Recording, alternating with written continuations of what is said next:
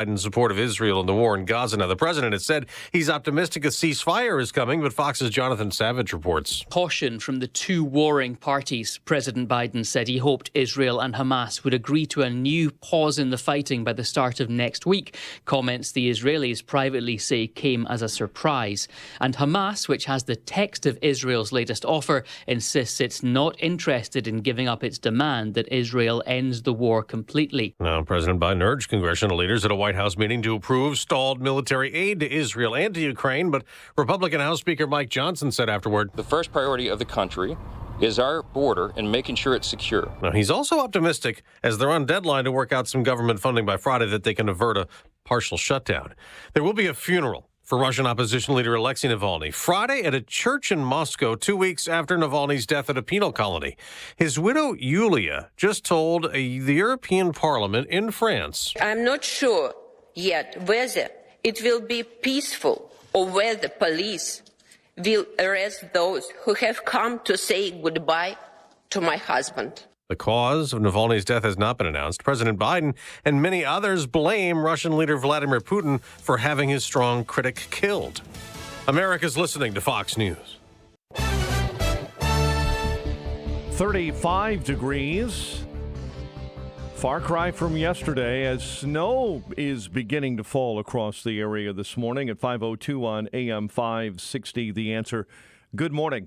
I'm Mike Scott. A massive temperature swing is underway, the mercury dropping approximately 50 degrees from highs on Tuesday. And again, snow is falling in spots across the area this morning, prompting IDOT to warn of icy spots on the roads at the start of the morning commute. After that, a cold and blustery day will set in. Temps in the teens in some areas by tonight. Round of thunderstorms did batter the Chicago suburbs with strong winds, hail and rain Tuesday night, carving a narrow path of damage through the area. A tornado is believed to have touched down in Sugar Grove, and unconfirmed tornadoes may have touched down near Big Rock and in the DeKalb County community of Waterman. Trees are down in the far west suburbs, and historic barn in Batavia was destroyed by the winds. There was storm damage reported in Mundelein. ComEd this morning reports that power is out to only about 1,500 customers, many of those near Schaumburg.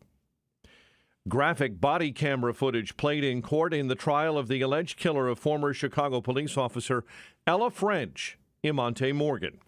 During the testimony of Officer Joshua Bloss, prosecutors played graphic and violent video taken from the 3 body-worn police cameras showing Morgan refusing to comply with officers and then diving back into a car, after which multiple shots were heard. During a break in the trial, Morgan's mother struggled to try and explain why her son opened fire on French and critically wounded Officer Carlos Yanez. It was an accident. The Officer Yanez and Monty, my son, was struggling with this gun. Monty never pulled it out of his waist. It fell off when they were in the car, and they were struggling with this gun. Yanez, even my son, got grazed on his arm. That's simply what it was. They were struggling with the gun inside of the car. Also there for a short time, CPD Superintendent Larry Snelling. We will always carry Ella's legacy with us and her legacy of service. She was exactly what we expected a Chicago police officer to be. It was a tragedy, but we're looking for justice now. Testimony in the case is expected to continue today. For more than a year and a half, Chicago has seen a massive influx of migrants sent to the city by Texas, where they cross the U.S. southern border illegally. But in recent weeks, the number of new arrivals has dwindled. Right now, there are 12,000 non-citizens living in 23 shelters, but now some of those shelters are being consolidated and closed. Harold Washington Library in the Loop, Casa Esperanza in Lawndale, New Life Community Church in Lakeview, and the Near South Shelter on South Michigan Avenue have all been deactivated as of Tuesday. Charges have been brought against the man accused of killing a security guard at a Family Dollar store in the Austin neighborhood last Friday. and then shooting at Chicago police in Dalton on Saturday. He was simply at the store doing his job when his life was tragically taken from him. This was truly a department-wide effort to apprehend this suspect. Chicago Police Superintendent Larry Snelling yesterday on Roderick O'Neill of Maywood, accused of shooting Lois Wright at the Family Dollar store in the 5400 block of West Chicago Avenue just before 2 p.m. on Friday. Wright later died at an area hospital from those gunshot wounds. In a meeting yesterday, the CTA president began to outline a timeline for when people can begin to see more transit on the roads. And it is going to result in improved service, more frequent service, more reliable service. President Dorval Carter telling the City Council the expectation is for buses and trains to return to pre-pandemic service in April. It comes after the initial plan was proposed last fall, but Alderman Andre Vasquez says it's step one only in holding the CTA accountable. I think the more we get the data points, the less and less people can dodge in their answers, and the more we're going to find out what's being done and what isn't. It was Carter's first appearance under a new ordinance that mandates updates on CTA service before the Transportation Committee 4 times a year.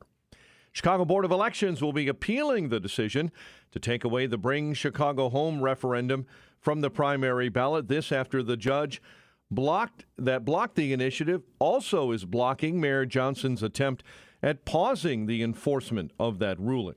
Opponents of the bill take issue with the lack of clarity on what it will do for any homeless services. The Bulls blow a 13-point lead against the worst team in the NBA in a 105-95 loss to the Pistons at the UC. Bulls head coach Billy Donovan says the threes just were not falling. When you're not shooting the ball particularly well or things are not going your way when you shoot the ball, you have to manufacture other things, to try to offset that, and your margin for error really, really shrinks. Chicago hosts Cleveland later tonight. Sox and Cubs made a trade between friends. Southsiders acquiring left-handed pitcher Bailey Horn and sent the right-hander Matthew Thompson back to the Northsiders. But the move is simply to allow the Cubs to finalize their deal with Cody Bellinger. In other club news, White Sox lost to the Dodgers 9-6. Cubs tied Cincinnati at 6-all. While the headlines surrounding the Bears' number 1 draft pick swirl, GM Ryan Poles says the team does have a deal on the table for cornerback Jalen Johnson. College hoops, Notre Dame beat Wake Forest. Number 16 Fighting Illini take on Minnesota at Assembly Hall tonight. The Northwestern Wildcats, coming off a win over Michigan, look for a season sweep of Maryland. Loyola last night took a critical late-season stumble and lost to St. Bonaventure 79-64. And if you think UCLA and USC in the Big Ten is weird, listen to this. UMass, the University of Massachusetts, will join the Mid-America Conference in 2025, leaving the Atlantic 10, where they were the only team playing football. They actually played football only in the MAC for 3 years, starting back in 2012. The news, the service of Fox Valley Coins, currently buying all gold and silver bars and coins, silver dollars, rare date, proof, and mint sets. Visit foxvalleycoins.com.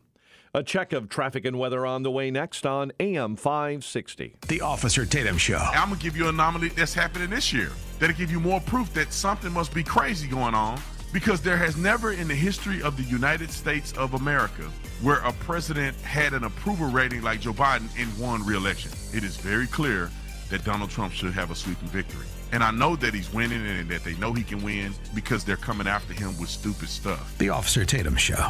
Weeknights at 8, right before Sean Hannity at 10 on AM 560. The Answer. In search of the perfect cut for your lawn? Join the pursuit by choosing from a full line of Steel mowers. From gas and battery options to zero turns and push mowers, Steel offers a wide range of mowing solutions for homeowners and professionals. Right now, get 0% financing on your purchase with a Steel zero-turn mower. Real Steel. Find yours at steelusa.com/mowers. Available at select dealers. Financing available on qualifying purchases and subject to credit approval. See dealer for details. You are a creator. You've been inspired to design and craft incredible works of art. But nothing derails you like not having the right materials you need to get the project done. K&S Precision Metals prides itself on having the right metal pieces for you to be a maker. With a huge array of metal products for every part of your project, from beginning design to the finished product, K&S Precision Metals provides brass, aluminum, copper, stainless steel tubing, wire, and more. K&S Precision Metals only supplies the highest quality metal items. Each piece is pure metal with no lead or fillers. You can feel good that your project is made with metal manufactured right here in the USA. K&S Precision Metals are used by the medical and movie industries, artists, crafters, engineers, and educators. Family owned and operated in Chicago for over 76 years. Most orders are shipped within a day. Order direct at ksmetals.com. That's ksmetals.com. K&S Precision Metals. Our materials, your creations.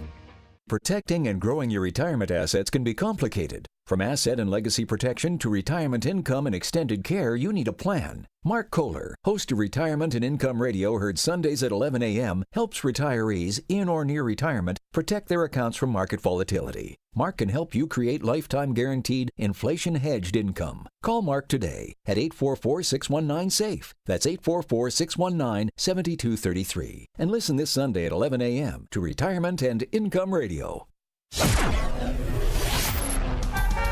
512 on AM 560, The Answer. Let's get an update on the roads. Team Hochberg Traffic Center Time is a service of Progressive. At Progressive, they're making things even easier. They'll help you bundle your home and car insurance together so you can save on both. Learn more at progressive.com or 800-PROGRESSIVE. Roads are often on time. Calumet City, though, we have delays on Torrance southbound between Michigan City Road and 159th. It's all due to trees blocking the roadway. Chicago's Morning Answer with Dan and Amy starts next. AM 560 Weather Center forecast with our AccuWeather meteorologist this morning, Steve Williams. A little bit of snow in the area this morning, not much in the way of accumulation. Clouds and sun, windy day, high 32. Clear and cold tonight, low 19. Sunny tomorrow, the high 46. Sun and clouds on Friday, the high at 51. I'm Steve Williams on AM 560, The Answer. Currently, light rain and snow, 38 at O'Hare, 42 Midway, 33 in Aurora, and flurries and 35 in Wheeling. Your next news update, 5:30. Chicago's Morning Answer starts next on AM 560, The Answer. Over $6 billion in tax refunds were flagged by the IRS for possible identity theft in 2023. If you're in a bind this tax season, LifeLock can help. Their U.S.-based restoration specialists are dedicated to helping solve identity theft issues, and all plans are backed by the $1 Million Protection Package, which means if you lose money because of identity theft, LifeLock will reimburse you to the limits of your plan. Go to LifeLock.com and save up to 25% your first year with promo code CLAY. Finding great candidates to hire can be like, well, trying to find a needle in a haystack, but not with ZipRecruiter. Its powerful technology actively finds and invites qualified candidates to apply to your job. So while other companies might deliver a lot of hay, ZipRecruiter finds you the needle in the haystack. See why 4 out of 5 employers who post a job on ZipRecruiter get a quality candidate within the first day. Try ZipRecruiter for free at ZipRecruiter.com/free. That's ZipRecruiter.com/free. Hi, it's Randy Donnelly from Donnelly Auctions in Union, Illinois, and I want to talk to you about your unused basement rec rooms. We all had them back in the 60s and 70s with jukeboxes, pinballs, and slot machines, Coca-Cola signs, and even gas pumps. We all had a great time in those days, but fast forward, and I'll bet you haven't gone down there in years. That's where I can help by turning those items into cash through Donnelly Auctions. We have thousands of customers online eager to bid on your items, and it's easier than you might think. Just give me a call at 815-923-7000, and I'll make those items fit in your wallet. Look us up online at DonnellyAuctions.com to see all of the items that we can sell for you. Give me a call today at 815-923-7000, and don't forget to check out the Donnelly Auctions Hour Saturdays at 1 o'clock on AM 560. Subscribe and check out the podcast too. I'm Randy Donnelly, and I'll see you at the auction. Have you been struggling to find an easy, safe, and secure document scanning solution for Salesforce.com, Microsoft 365, SharePoint, or OnBase by Highland? Your struggle is now over, and it's time to get your documents and operations into the 21st century. With IoT Smart Connected Scanning, it's easy to turn physical paper into digital documents and have them directly uploaded to the cloud with IoT Smart Connected Scanning from IDT. And you don't need a degree in computing or IT to make it happen. Using QR code technology uniquely configured for your specific business, anyone can set the IoT Smart Connected Scanning device up in 5 minutes or less, saving your organization money and valuable time. Remote employees can even capture documents and send them safely and seamlessly. Organize documents efficiently and securely with IoT Smart Connected Scanning from IDT. To see a demo or to order now, go to ready4idt.com. That's ready4idt.com. Use promo code SMART and receive 10% off your order. IDT, putting paper in its place. When you're serious about your concealed carry training and education and are ready to learn from an active police officer with a teaching degree, check out Illinois Concealed Carry Training in Midlothian. You'll learn safe, responsible firearm use, home defense planning, conflict avoidance, situational awareness, and how to remain physically, morally, and financially safe in the event you must use your firearm in self-defense or the defense of another. Weekday and weekend classes available. I'm Sergeant Gary Carr, police firearms trainer and the owner of Illinois Concealed Carry Training. We'll arm you with what really counts: knowledge and training. All concealed carry curriculums are not created equal. This may be the single most important decision you'll ever make for yourself and your loved ones. Choose between 3 and 16-hour classes that are available both weekdays and weekends. We are your one-stop for concealed carry classes, fingerprints, and legal defense plans. Register for a class today and get 10% off class fees with promo code AM560. Visit IllinoisConcealedCarry.com. That's IllinoisConcealedCarry.com.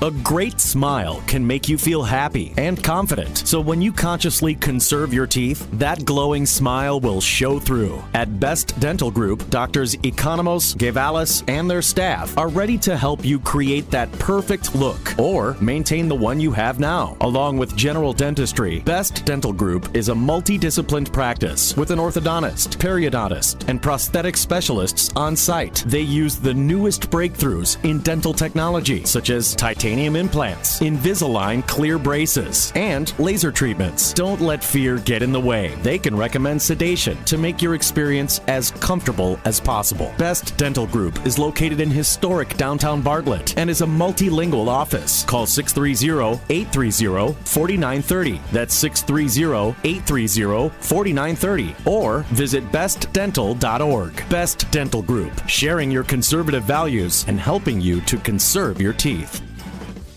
Imagine what your future looks like. Is the picture a little blurry? Hey, it's Sean Thompson here for Alpha Wealth Group. When we look ahead, we're visualizing where we want to be, and for retirement, that can be hard without a written financial plan. Tom Fortino of Alpha Wealth Group can help you bring your retirement picture into focus. For decades, Tom has been crafting customized financial strategies. His goal is to help you protect your savings, grow your wealth, and create an income strategy you cannot outlive. If you're nearing or already in retirement, it's time to get your plan on paper. So bring your readers and let's take a look at it closely. Call Tom at 630-934-1855 and schedule a complimentary retirement consultation. There is no cost, there is no obligation. This is a chance to get a clearer view of your retirement. The number again is 630-934-1855 or visit alphawealthgroup.com. And listen to the Alpha Wealth Hour Saturday mornings right here on AM 560 The Answer. Advisory services through Retirement Wealth Advisors, LLC, and SEC Registered Investment Advisor. Insurance and annuities offered through Alpha Wealth Group, licensed in Illinois. Signature Bank is Chicago's fastest growing independently owned business bank. It's a bank where relationships still matter. Signature Bank knows your name and your story. I'm Dan Proft, and I know this because Signature Bank is my business bank. I'm Larry Nora, founder and CEO of U-Store-It, a network of award-winning self-storage facilities in the Chicago area, and a customer of Signature Bank. We've developed over 70 storage centers throughout the city and suburbs, and our business continues to grow. We need a bank who understands the neighborhoods and communities where we are making investments. We found that in Signature Bank. They know this city and its neighborhoods because they are based right here in Chicago. Finding a local banking institution like Signature Bank has been critical to the success of U-Store-It, and we look forward to a long-term relationship. Signature Bank is looking for their next success story. To learn more about turning your business vision into reality, visit signaturebank.bank. Signature Bank, helping local businesses succeed. Member FDIC, Equal Housing Lender. This is Carol Platt-Liebau for townhall.com. Last week, Laken Riley, a University of Georgia nursing student, was murdered on an Athens, Georgia running path. Her murderer wasn't just an illegal migrant. He was an illegal migrant who had been arrested in New York for injury to a child and in Georgia for shoplifting. He also had an outstanding bench warrant for failing to appear in court over the shoplifting charge. Laken Riley was failed by 3 different governments: the U.S. government, who let her murderer cross the border, and then the state governments of both New York and Georgia. Now Ms. Riley is being failed by the media. Many reports fail to mention her killer's immigration status. Some even discuss whether women should feel safe running alone. Shame on the media. Rather than demanding that the government protect its citizens, it's protecting politicians from accountability for their horribly failed policy decisions. I'm Carol Platt-Liebau. Now, from the Signature Bank Studios. Portions of the following show may be pre-recorded. This is Chicago's Morning Answer with Dan Proft and Amy Jacobson on AM 560. The Answer.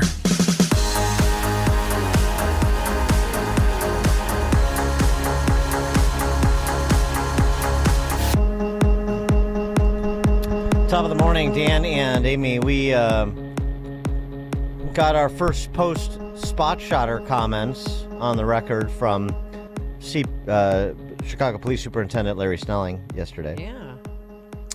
Yeah. Snelling took to the podium. The occasion for the press avail was to talk about charges in the case of a killing on the West Side.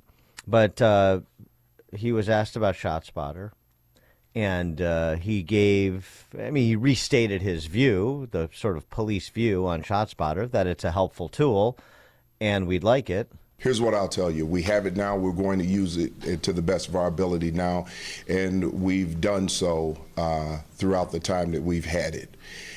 What I will tell you is this. Whatever happens, the Chicago Police Department is going to continue to work to keep the city safe.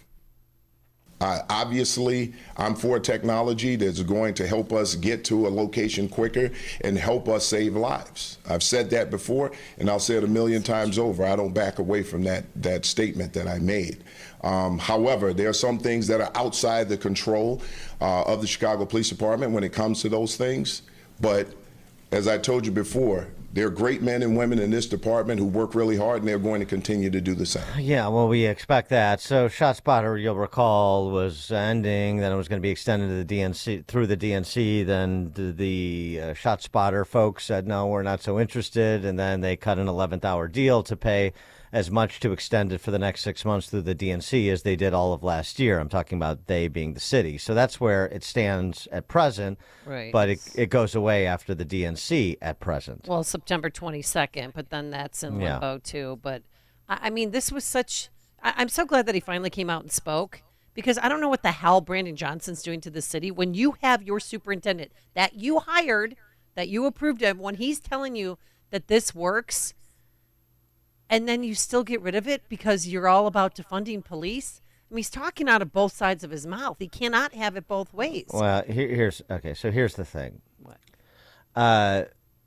First of all, even before you get to the decision, do you include your superintendent in the conversation?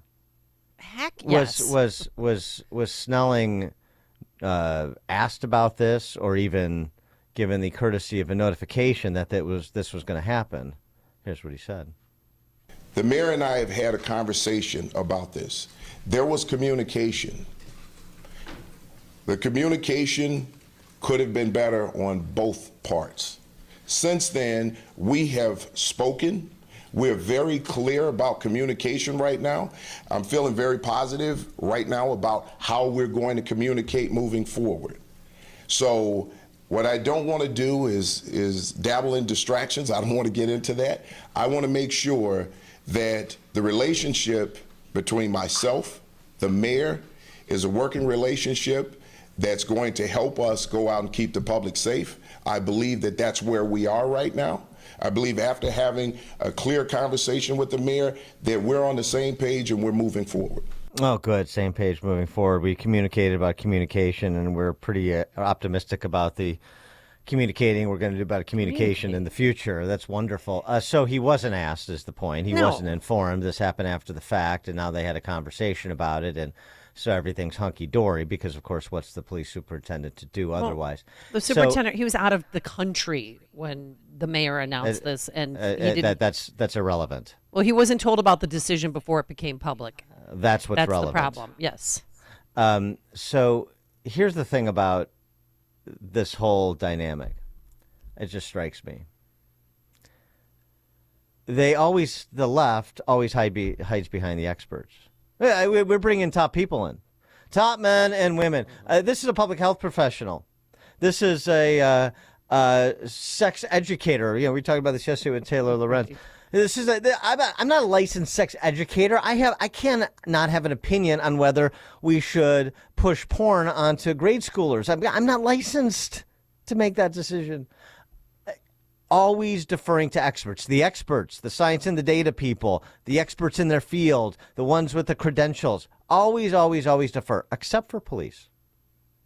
With police, I know better. And remember, I'm not the defer to credentials because they have credentials, defer to the experts because you take expert input and then you make a decision because you have other variables to consider as an elected official that somebody who is narrow cast in a particular professional space does not. So I'm not saying that you just defer, but this is what they do on every other topic except law enforcement. Isn't that interesting? Don't you find that interesting? 312-642-5600, turnkey.pro answer line, 64636DA, turnkey.pro text line. They cover their asses with experts except when it comes to police. They don't even ask Chicago's top cop. I mean, the thing is, with ShotSpotter, people, keep arguing, well, there's 911. Well, 911 is not reliable. I mean, we both know somebody who was carjacked, and they waited an hour and 42 minutes for cops to arrive. ShotSpotter, they respond. Yes, sometimes it's a car backfiring. Sometimes it might be a firework. But most of the time, it's shots fired. And they save lives because they stop people from bleeding out. Because the ambulance thing comes. And they can get the suspects sometimes, too. ShotSpotter is just a manifestation. It's just an example of the dynamic. Obsessed about ShotSpotter. ShotSpotter is not a panacea. It's another tool for police. Right. Well, don't take it away. Yeah, but if ShotSpotter didn't go away, nothing about this dynamic changes. Nothing. Maybe Stacey Davis Gates will take this up when she addresses the City Club. Next week, Super Tuesday, actually. Stacey Davis Gates, CTU president, is going to address the City Club. So if you're interested in some family-style lunch dining, you get your mostaccioli and your chicken parm while you listen to Stacey Davis Gates talk about the city, how things are going at CTU. Maybe during the question and answer portion of those programs, if they still offer questions and answers. She probably won't. You can ask more globally about the city because she has opinions about things that are outside of K through 12 education. Not that she shouldn't focus her attention there, given the quality of K through 12 education. No, give me some questions. I'll go on. I'll sit in the back with the press and watch you rich people eat your mostaccioli and applaud her like she's some goddess of some sort. I mean, it's so sick. They're not rich people. They're the professional political managerial class. That's who shows up to those lunches. Yeah, it is I'm sure not high-minded. Tony there. There are some rent seekers, but it's mostly politicians and their minions. It's like the warlords show up with their entourages. That's what the City Club has become because ever since Tom Roser passed and Tom Donovan has stepped aside, that's another sort of phony civic organization that's supposed to promote like deep policy thinking and discussion and debate. Well, that's over too. Coming up at 5:38. I don't know if California Representative Katie Porter will be invited to do a eulogy at the funeral for Laken Riley. 5:38. But now let's head into the newsroom. That was quite a storm last night. Did you hide in your basement, Mike Scott? No, and really never came into the near western suburbs. Little lightning, little thunder. Most of the damage was in the far western suburbs, Geneva, Batavia. Tornadoes out to the west as well. But this morning we will start with what is happening in Michigan. Yesterday's primary, Donald Trump ran away with a win over Nikki Haley in the closely watched primary state. Fox's Brett Baer has more on Donald Trump's victory. If you look a little closer into some of these counties, here's Macomb County. This is kind of the working class. This is the home to traditional Reagan Democrats. It is now Trump country. Some of these other counties, Oakland County, again, a big spread.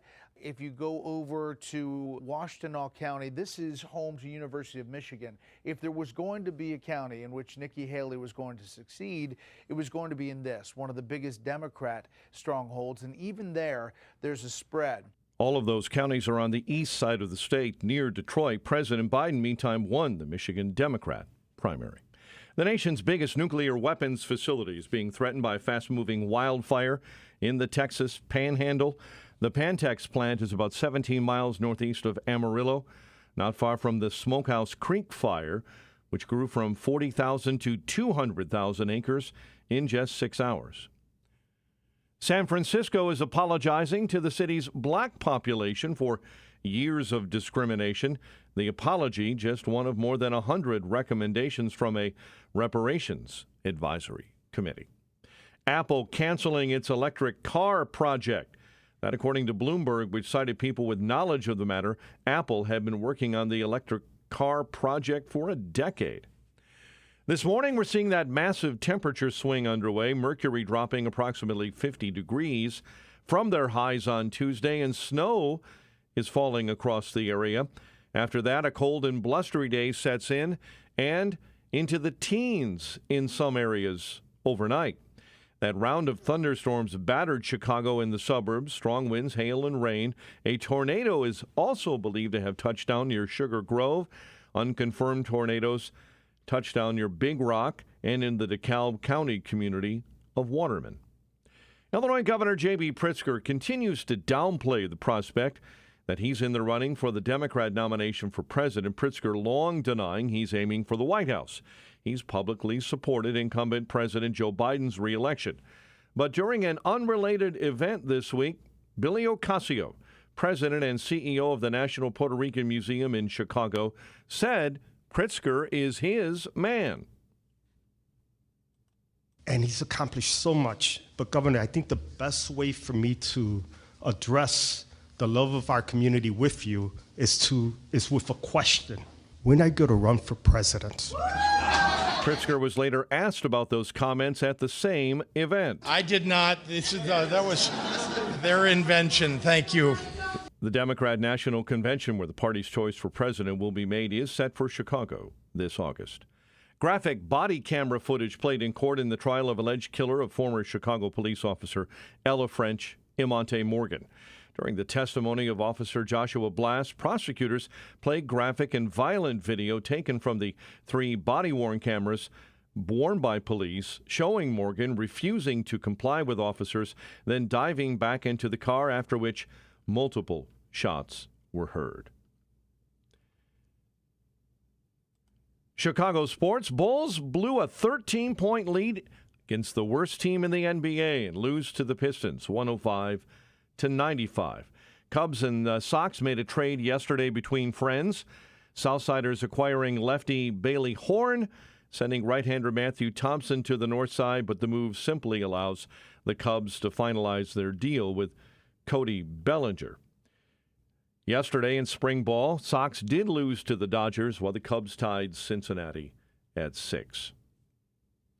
Our time is 5:34. We'll have a check of traffic and weather on the way next on AM 560.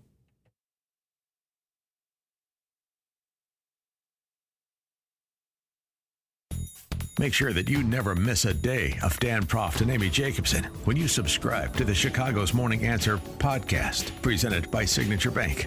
Listen to the entire show each day on demand with limited commercial breaks. You can subscribe today for free at 560theanswer.com and click on podcasts or search for Chicago's Morning Answer on Apple Podcasts, Spotify, Google Podcasts, or wherever you listen to podcasts.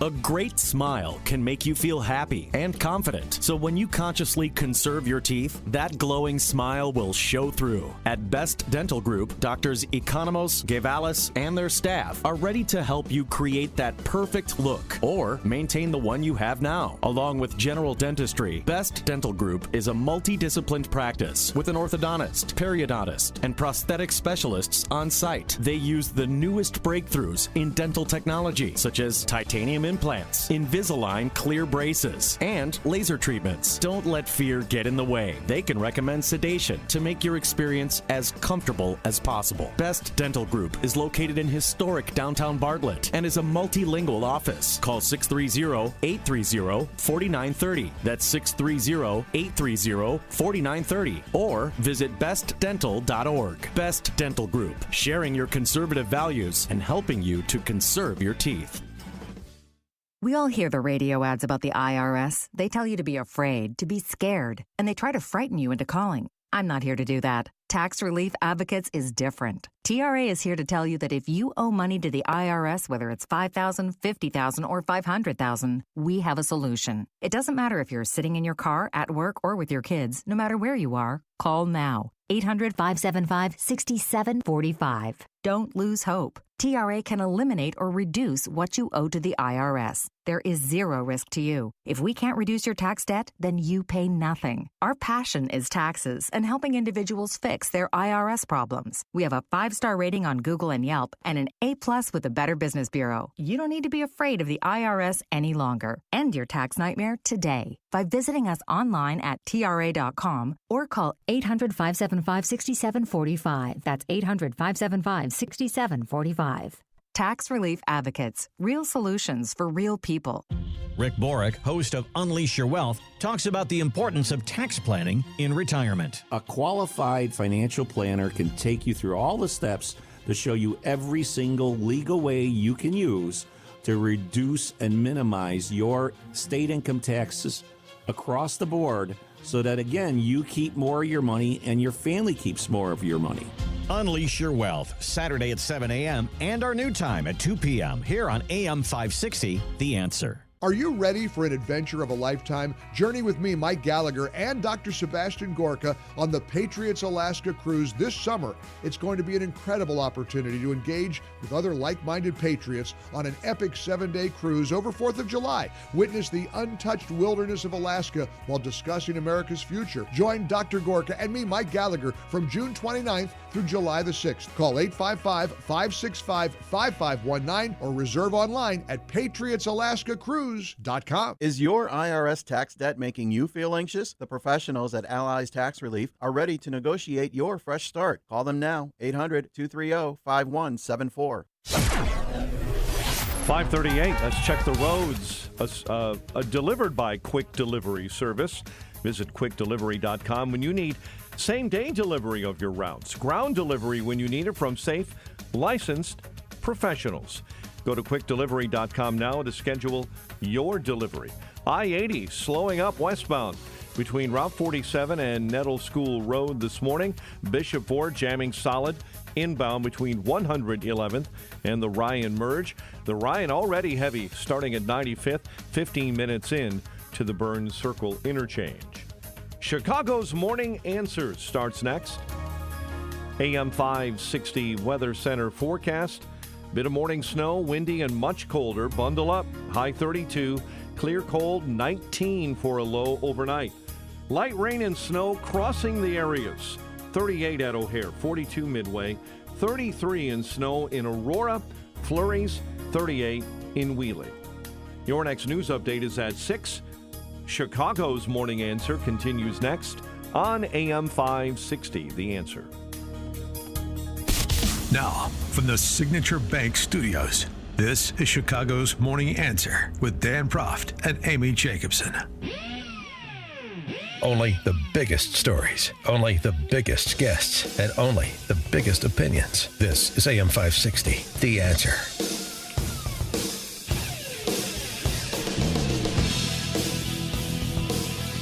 Top of the morning, Dan and Amy.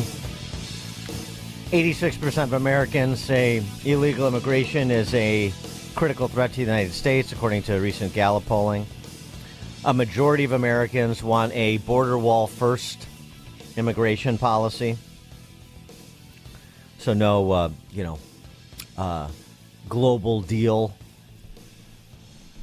that those who are not interested in border security are always pitching so that they can continue to keep the borders open and their future constituents flowing in, so they think. Mike Johnson, the House Speaker, was at the White House for another meeting on the topic with Mr. 10%, the big guy, President Biden. And just basically everybody's reiterating their positions against the backdrop of these phony baloney deadlines where the government will, quote unquote, shut down, right? A temporary furlough of a quarter of non-essential government employees. Yeah, real scary. But anyway, that's the politics of it. And Speaker Johnson emerged from that meeting with Biden and had this to say. But again, the first priority of the country is our border and making sure it's secure. I believe the president can take executive authority right now today to change that. And I told him that again today in person, as I've said to him many times, publicly and privately over the last several weeks. It's time for action. It is a catastrophe, and it must stop. And we will get the government funded, and we'll keep working on that. So we'll have more for you soon. And so he had the sit down with President Biden. He restated his position directly, so he says, and there's no reason not to believe it. And then this is the exchange in the alternate universe in which White House spokeswoman Karine Jean-Pierre and the D.C. press corps live. Christine, I appreciate the question. I don't even think he knows what he wants. No, sir, and I say that very seriously. They first asked for, when we put forward the National Security Supplemental, it had border security in it. And we were told by the Speaker and others, we need to deal with the border security challenges first. You had a bipartisan group of senators coming out of the Senate, working for 4 months with the White House to put forward a bipartisan piece of legislation that dealt with a important challenge that we see at the border and immigration. And then so we did that. We moved that forward. We presented it, and we were told, no. We don't want the border security. We want just the National Security Supplemental without border security. Then the Senate goes back, and they pass the National Security Supplemental without border security, 70-29. We did that, or they did that, and the Speaker refuses to put that to the floor. So what is it that he really wants here? If you look at the border security deal, that proposal, it has components of that, has what the Speaker has been talking about for years. So the question is really for him. Like, 312. What does he want? 312-642-5600. Turnkey.pro answer line. You can also reach us on our text line. It is fired up and ready to go. 64636. Type in DA, then a quick comment. Right. What does he want? It's unknowable. And of course, there's no follow up from the D.C. press corps to say, what does Speaker Johnson want? Well, the House Republicans passed H.R. 2. It sort of contains what they want. It's right there in legislative form. They've been promoting it. And while the Senate Republicans were working on a surrender on border security with Senate Democrats, Speaker Johnson and House Republicans were saying just stick to H.R. 2. So what is unclear about H.R. 2? It's very specific in point of fact. It requires the use of E-Verify for employers under penalty of prison, for example. That's a specific thing. That's concrete.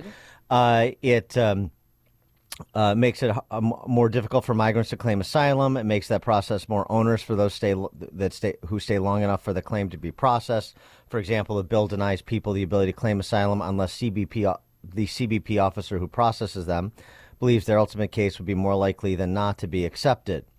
Just for example, we talked about remain in Mexico, build a wall, require the federal government to wall off at least 900 miles of the U.S.'s roughly 2,000-mile border with Mexico, resuming all Trump-era plans that were interrupted by Trump's defeat in 2020, ends some of the protections for minors created under the Flores settlement, a 93 case that has since informed immigration law, require DHS to reestablish family detention, and once allow families with children to be detained pending adjudication of any claims. Okay. So, I mean, regardless of what you think of those specifics in H.R. 2, don't tell me that you don't know what Speaker Johnson wants, because he's presented in legislative form and passed it out of the House in legislative form. But this is the kabuki theater that you have going on with the Biden White House and their comm shop, the D.C. Press Corps, to pretend that there's all sorts of confusion and obstinance on behalf of Republicans, and they're trying to come to a reasonable compromise, because you have to compromise, move the flag forward in a democracy, and blah, blah, blah. And we're trying to engage and meet them halfway and find common ground and all the other bromides. And you just have the House Republicans dug in because they're all Trump cultists. That's essentially what the Biden administration is trying to get away with.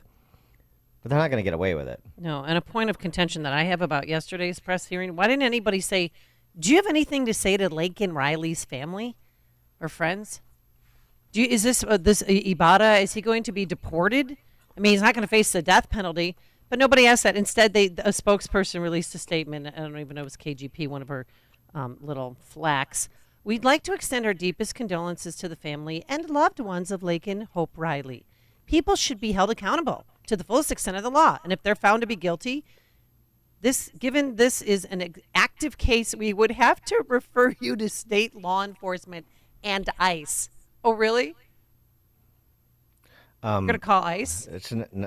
Okay. The opportunity to deport him is over. I know. He's going to spend the rest of his life in a cage here, which is appropriate. Well, I'm all for the death. I'm a life for a life. Whatever. He's not being deported. No, he's not. That's like getting a free pass. No, but I'm saying he should have been deported before all this happened. Well, of course, he should have never been let in. Molested that child. He shouldn't have been let in. And his ex-wife, I mean, she told the New York Post, in September we came here for a better life. We snuck in September of 2022, and then after the New York incident, they parted ways, and he moved to Georgia. To do what? Did you see the latest details of what he did to her? It's so disturbing. He disfigured her skull. So according to police, he physically prevented her. So she was out jogging, and he confronted her. He physically stopped her from calling 911. Then he dragged her from that field to a secluded area where he disfigured her skull because he was bashing her in, and we don't know what he used or if he just was hitting her head on the ground. And it lasted from anywhere between 9 a.m. and 1 p.m. So think of how much time she suffered for a preventable crime. And I just feel like nobody cares about this. Mainstream media doesn't care about it. This is their reaction. This is a 30-second montage of yesterday. Republicans obviously seizing on this horrific tragedy at the University of Georgia. They're seizing on this as an example of Biden's failure to protect the American people and to secure the border. Riley's death igniting a political firestorm. State House Speaker John Burns indicating that the Georgia House this week will take steps on illegal immigration. As if the initial facts were not horrifying enough or the sense of loss not deep enough by now, and all of it has now been compounded by the revelation the suspect was in this country unlawfully and how quickly that fact became politicized. It's a fact because it could have been prevented. This isn't a graphic example of unsecure borders. And this isn't, she's like the fifth, or I don't even know what the number is, of women that have been killed. And other people have been killed too, with drunk drivers and hit and runs. So don't tell me this is going to be politicized. It should be politicized. Now's the time that something actually might change because of this. I don't think so. I don't think that's the posture of the Democrat Socialist Party. In fact, it's pretty clear that it's not. And this is not our first go-around. This is the same thing we do with the murder du jour of the child caught in the crossfire in Chicago. This is where we draw the line. No, it isn't. Because it happens again and again and frickin' again. Katie Porter. Oh, my God. What a monster. Is a Democrat rep from California. She's also running for U.S. Senate there, along with other luminaries like Adam Schiff. This is what she had to say about the murder of Laken Riley. Well, I think when a horrible tragedy like this happens, I think whenever we're dealing with violent crime, there is a sense of outrage, of sadness, and of loss. But I think the important thing to focus on is any one instance shouldn't shape our overall immigration policy, which has so many different facets, including economic choices about what workers to allow in and how to create prosperity in America. So the situation is tragic and it's a loss, and it's important to acknowledge that, but also to recognize how all the other parts of immigration policy fit together. Okay, so she's saying that we shouldn't make too much out of this one innocent girl's murder. Okay, yeah. Yeah, outlier murders make bad public policy, is what she's saying. Yeah. Shouldn't make, shouldn't lose focus on all of the variables when we're thinking about immigration policy comprehensively. Well, here's a concept. I'm not thinking about immigration comprehensively. I'm thinking about immigration very narrowly in the sense that if you allow violent criminals into this country and to stay in this country after they've had multiple interfaces with law enforcement, then I don't want to talk about any of your other variables. Well, I wanted to ask her what positive has come from this immigration surge. Tell me something positive. There's nothing. It's a blank show. Yeah, I think you have to really listen to someone like Katie Porter. Mm-hmm. I think you have to really listen to that statement and what it communicates about their view of you, the rabble out there in America. The people who play by the rules, the back row Americans, whatever phraseology you'd like. I mean, it is blithe indifference to your lives and the lives of people you care about unless they're here illegally. It couldn't be more antiseptic. Her response couldn't have been more antiseptic. She's sick. Her opponent should use that against her, that comment she made. Let's, hey, when we're as is always the case, when we're constructing heaven on earth, there's going to be a few mix-ups. Oh, right. There's going to be a few slips. Some people are going to get hurt, but you can't focus on the one-offs, the one-off nursing student who gets murdered. You have to look at the big picture of all the good that we're doing. That's essentially her position, and that's essentially the position of her party. Text message, Dan and Amy, I would throw boiling potatoes in Katie Porter's general direction. Carl in Remington, Indiana. Amy, I'd like to add to you, the loss of life is bad enough. In the next 10 years, the illegal population is going to, with all their good collection abilities, it's going to add another $5 trillion to the debt for your kids to pay with interest. And that's going to be compounded, actually, because they just keep coming. I'm thinking upwards of $7 trillion added to the debt. Thanks for the call, Carl. Again, I don't want to place too much importance on this murder of a 2-year-old in Prince George's County, Maryland, either, because we have to think about all the other variables that make for an integrated immigration policy that Katie Porter would support. Fifth suspect arrested in connection with the murder of a 2-year-old Jeremy Caceres. 25-year-old Salvadoran illegal. On November 7th of 2022, DOJ in an immigration judge from DOJ in Newark ordered the removal of this guy. November of 2022. Montgomery County Police Department arrested him in March of 2023, charged him with theft. Well, those charges remain pending. ICE lodged an immigration detainer with the Montgomery County Detention Center. However, the agency said the Montgomery County, Maryland Detention Center refused to honor the detainer because they're a sanctuary community in Maryland, of course. So he was released in March of 2023. He was arrested on September 26th of 2023, charged with theft again and an attempt to obstruct and hindering. ICE lodged an immigration detainer with the Montgomery County Detention Center in September of 2023. What do you think happened? So then he was released in October of 2023, and then he, along with a bunch of other animals, committed a shooting in which a 2-year-old was murdered. Oh, God. But again, I don't want you to focus on that dead 2-year-old or the dead nursing students. Focus on the wonderful, welcoming, inclusive, open borders immigration policy that's going to make America a more compassionate place because Katie Porter says so. Not letting in their finest, people. But please avert your eyes from the body count. We got to get a body count. I'm done with this. I am beside myself. Bill in Monticello, Indiana. Good morning, guys. When it was COVID, we had to shut the country down to save one life.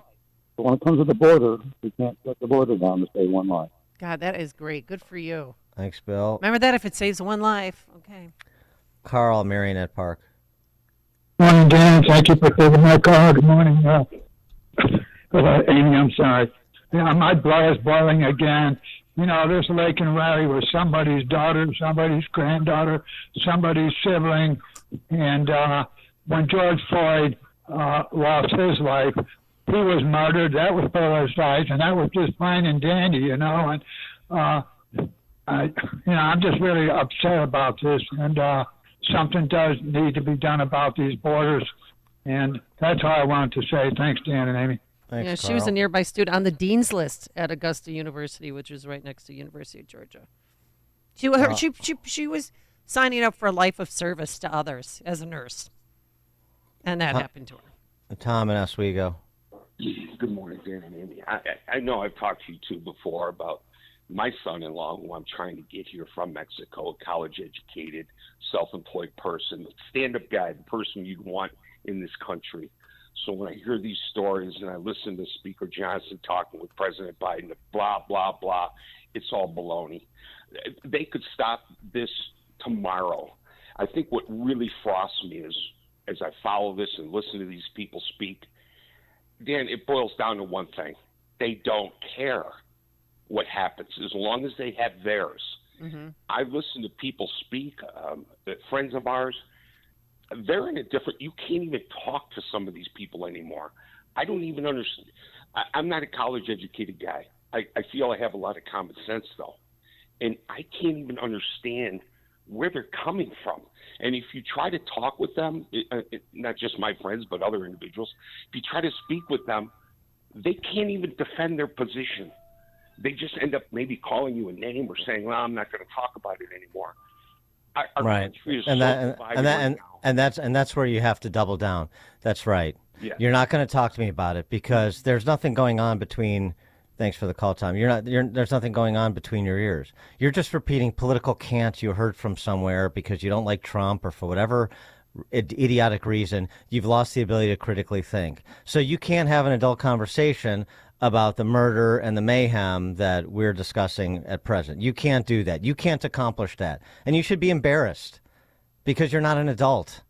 And you're demonstrating a complete indifference to the future of your neighborhood, of your community, of this country, the neighborhoods and the communities and this country in which your children are going to live, because you're just too lazy, you're too afraid, you're too dopamine addicted on social media, looking for attaboys. How pathetic are you? About time for those difficult conversations in those circles of influence that we all enjoy. Today it's going to be cold, a high of 32 degrees. It's now 6 a.m. WIND Chicago. Another big Trump victory. I'm Dave Anthony, Fox News, winning Michigan's primary. November 5th cannot come fast enough because our country's in serious trouble. The former president thanked supporters at a Michigan watch party by speakerphone. Fox's Lucas Tomlinson now on how big a win it was. Donald Trump beat Nikki Haley by more than 40 points last night. Haley's vowed to remain in the race until after Super Tuesday next week, where in 11 of those 15 states, voters do not have to be a registered Republican. On the Democratic side, Biden earned more than 80% of the vote, but over 13% of the voters marked uncommitted. Well, that was at a Democratic protest vote, angry at President Biden for his support of Israel and the war in Gaza. Now, the president met with congressional leaders and urged them to approve a bill with military aid to Israel and Ukraine stalled in the House. I think the consequences of inaction every day in Ukraine are dire. More NATO allies are rejecting an option of the alliance sending troops into Ukraine to help battle Russian leader Vladimir Putin's invasion. France's president caused a stir this week, saying that troops are an option being considered. Now, the funeral is set for Friday for the Russian opposition leader who died at a penal colony. Putin killed my husband, Alexei Navalny. On his orders, Alexei was tortured for 3 years. Yulia Navalny just addressed Europe's parliament in France, saying they don't know if police will crack down on Friday's funeral at a church in Moscow and arrest the mourners. President Biden's son, Hunter, will show up at the Capitol in about 3 hours. Hunter will be under oath when questioned by impeachment inquiry leaders about his father's role in his overseas business deals. The transcript is expected to be released shortly after the deposition, as requested by his lawyers. He will also be able to testify in a public hearing at a later date. Fox's Brooke Singman. In December, Hunter Biden made Republicans mad, showing up for a planned deposition, then skipping it, instead holding a news conference, criticizing Republicans and denying his father's involvement. America's listening to Fox News. 32 degrees, gusty winds up to 30 miles an hour at 6:02 on AM 560. The Answer. Good morning. I'm Mike Scott. A massive temperature swing is underway. The mercury dropping around 50 degrees from their highs on Tuesday, and snow is crossing the area, prompting IDOT to warn of icy spots on the roads. After that, a cold and blustery day settles in with temperatures in the teens tonight. Round of thunderstorms did batter the Chicago far western suburbs. Strong winds, hail, and rain Tuesday night, carving a narrow path of damage through the area. A tornado is believed to have touched down near Sugar Grove. There are unconfirmed reports of tornadoes that may have touched down near Big Rock and in the DeKalb County community of Waterman. Trees are down in the far western suburbs. An historic barn in Batavia was destroyed, and there is storm damage in Mundelein. Graphic body camera footage played in court in the trial of the alleged killer of former Chicago police officer Ella French, Imonte Morgan. During the testimony of Officer Joshua Blas, prosecutors played graphic and violent video taken from the 3 body-worn police cameras. During a break in the trial, Morgan's mother struggled to try and explain why her son opened fire on French and Officer Carlos Yanez, who was critically wounded. It was an accident. The officer Yanez and Monty, my son, was struggling with this gun. Monty never pulled it out of his waist. It fell off when they were in the car, and they were struggling with this gun. Yanez, even my son, got grazed on his arm. That's simply what it was. They were struggling with the gun inside of the car. Testimony continues today. Charges have been brought against a man accused of killing a security guard at a Family Dollar store in the Austin neighborhood on Friday and then shooting at Chicago police on Saturday. He was simply at the store doing his job when his life was tragically taken from him. This was truly a department-wide effort to apprehend this suspect. Chicago Police Superintendent Larry Snelling says Roderick O'Neill of Maywood is accused in the shooting of Lois Wright at that Family Dollar store last Friday. Bulls blow a 13-point lead against the worst team in the NBA and lose to the Pistons 105-95. White Sox lost to the Dodgers 9-6. Cubs tied with Cincinnati 6-6. Tonight, Big Ten hoops, Fighting Illini in Minnesota at Assembly Hall, while Northwestern looks for a season sweep of Maryland. 6:04 and a check of traffic and weather on the way next on AM 560. November 2nd, 2020, marked the 100th anniversary of the first commercial radio broadcast. We're still here, and we're bigger and better than ever. You can still listen to us over this great radio station, but now there are no limitations. Your smartphone is now your smart radio. Listen to us online on the app, TuneIn.com, iHeartRadio, and Odyssey.com. Your smart speaker can find us too. With radio, there is no separation anxiety. We're always on. AM 560, The Answer. Has your commercial building steel roof seen better days? Winter can cause ice damage to wind damage, but no damage is too tough for Custom Construction Systems. CCS Contracting has over 20 years' experience repairing and installing steel roofs. They're highly experienced and skilled at finding and solving problems on industrial and commercial roofs. CCS is also partnered with a public adjusting firm that's very good at contesting claims. Many times, claims that are turned down by insurance companies can turn into a new roof with CCS. Call today for an inspection and free estimate on a roof repair or new steel roof. 815-871-7835. Or visit CustomSteelRoofing.com. If you suspect roof damage, Custom Construction Systems is the one call that does it all. Repairs are their specialty, plus membrane and new steel roof installation, and they can help with an insurance claim. Learn more at CustomConstructionSystems.com. That's CustomConstructionSystems.com. From start to finish, they get the job done. Hello, America. It's Ted from Consumer Cellular, the guy in the orange sweater, and this is your wake-up call. If you don't have Consumer Cellular yet, now is the perfect time to switch and save. For a limited time, new customers can get wireless service for as low as $15 a month for your first year. Yep, the same exact nationwide coverage as the leading carriers for $15 a month for an entire year. What are you waiting for? Call 1-888-FREEDOM or visit ConsumerCellular.com and use code RADIO15. See ConsumerCellular.com/firstyear15 for promotional details. Hi, I'm Martha Stewart. Every year, more than 4 million pets enter shelters here in the United States. My friends at American Humane have been helping animals since 1877. The goal is to ensure that pets have a safe shelter, especially during natural disasters. Adopting a shelter pet allows shelters to help more animals awaiting care. Please consider adopting today and take some time to learn more about American Humane's other work at americanhumane.org. Balance of Nature's fruits and veggies supplements, changing the world one life at a time. You know what? I actually am starting to feel better every day. Every day a little better. I've been with you all a while now. I swear by it. Yeah, I love it. I bought a lot of stuff that didn't work before, but they do help me a lot. I tell everybody about it. I tell all my friends. I swear by it. I've been taking it for years.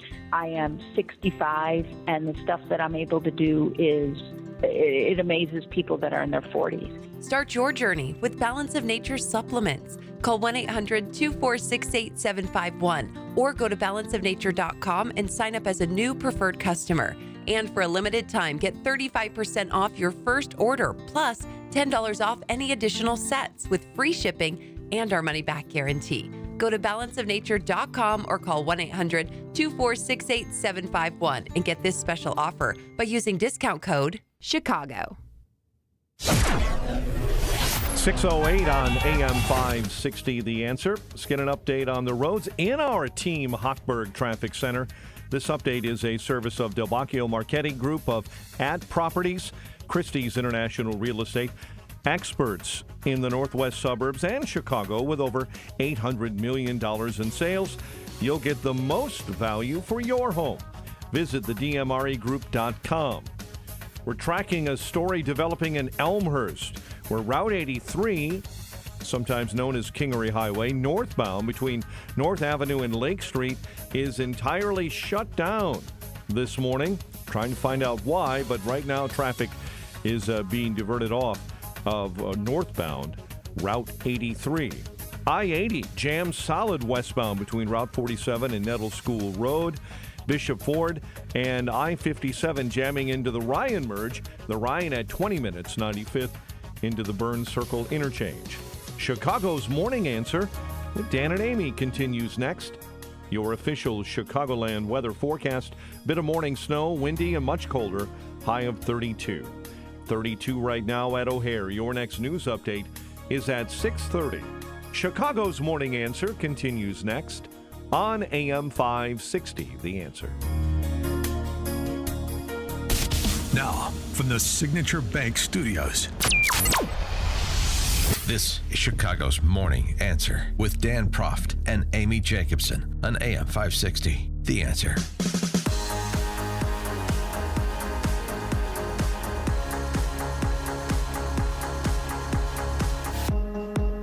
Top of the morning, Dan and Amy.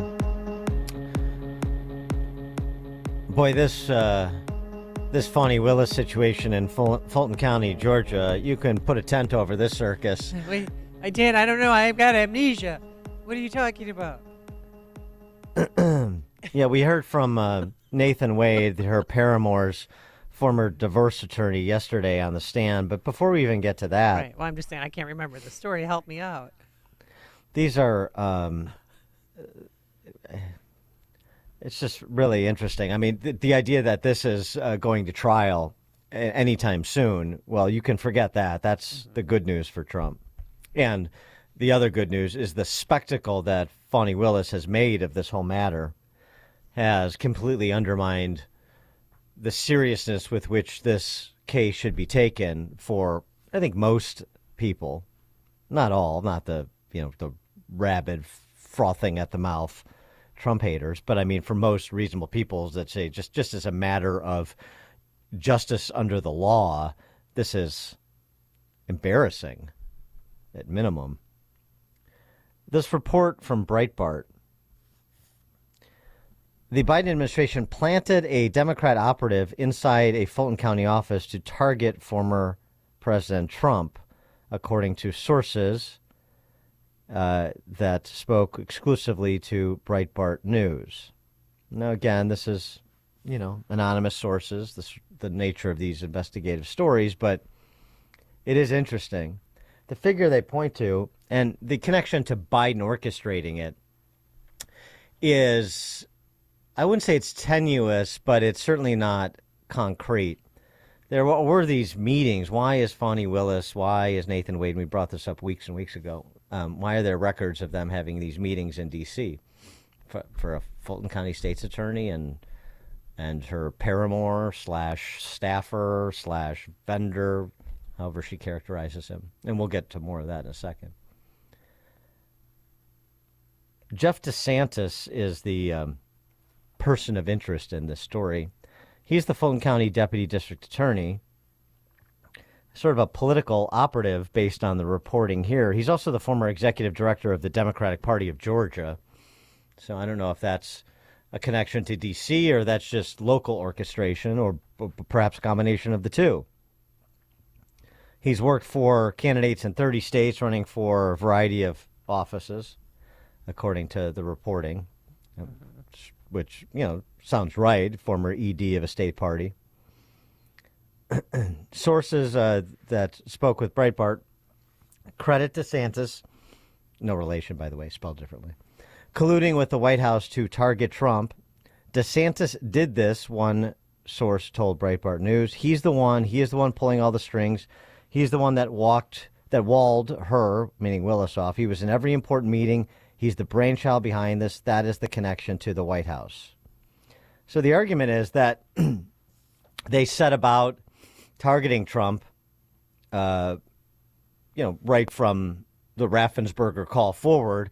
This was an opportunity that they saw, and this was a way to, I don't know exactly what the thinking is, but we've certainly heard the theories about it. Do the combination of trying to elevate Trump only to make him unelectable in a general election, right? Because that's who they wanted to face. And so you indict him to rally the base, and then you make him box office poison by having to wear the convicted felon moniker in the general election, and you're betting that the American people won't go for that.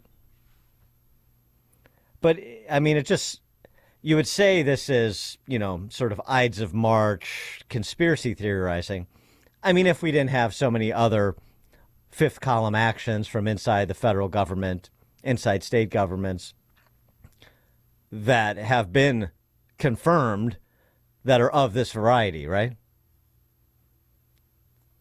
312-642-5600, turnkey.pro answer line, 64636DA, turnkey.pro text line. The judge presiding over this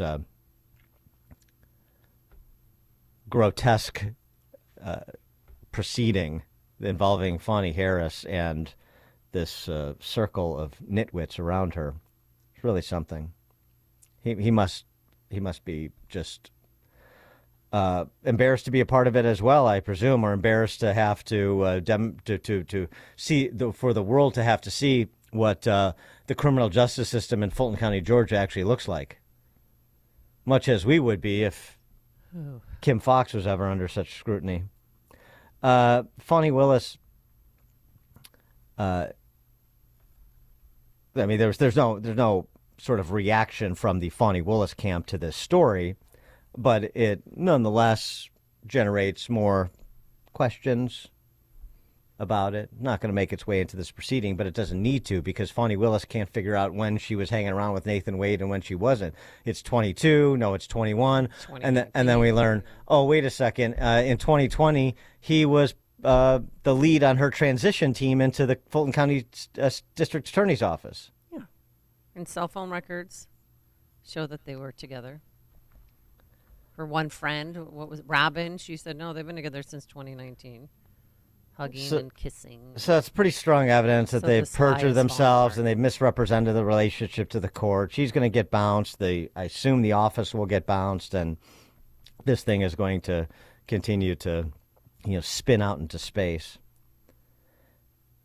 But something else too that's come out about Fonnie and the way she administered her office. I mean, if you didn't pick up on it during her deposition or during her testimony on the stand, she's a bit of an identitarian, in case that wasn't coming through, and including too in her sort of speechifying to the public from the pulpit.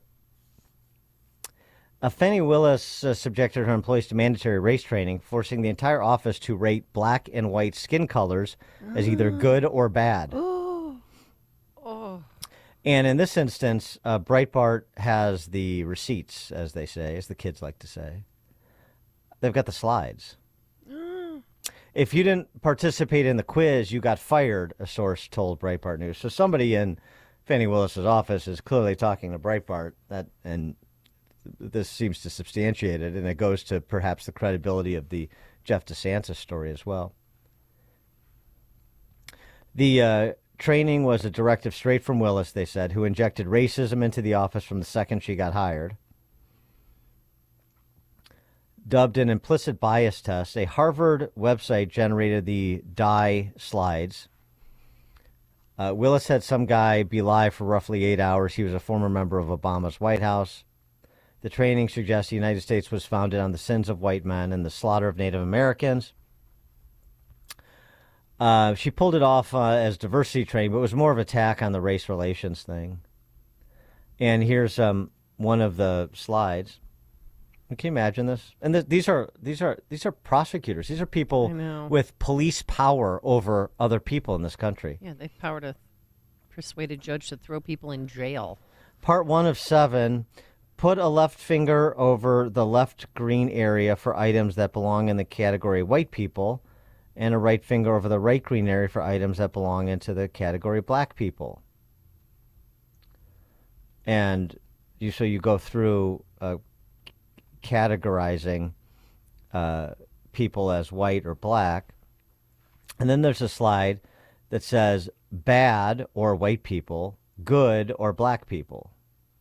So in other words, bad is synonymous with white people and good is synonymous with black people. And then, I mean, just to give you a little bit more color on this, pun intended, this is the kind of, can you imagine having to answer a question like this in the context of your employment? And mandatory race training. Well, the mandatory race training is hardly unusual. But this is part of that. Specific questions like this. Which statement best describes you? I strongly prefer white people to black people. I moderately prefer white people to black people. I slightly prefer white people to black people. I slightly prefer black people to white people. I moderately prefer black to white. I strongly prefer black to white. Yeah, what did you do on that question? Where did you come down? Did you slightly or moderately prefer honkies to black people or black people to honkies? It's great water cooler talk. Yeah, what'd you put down? And she pulled it off as diversity trading. Yeah. Mm-hmm.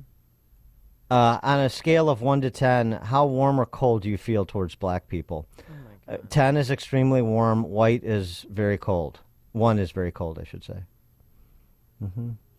There's more.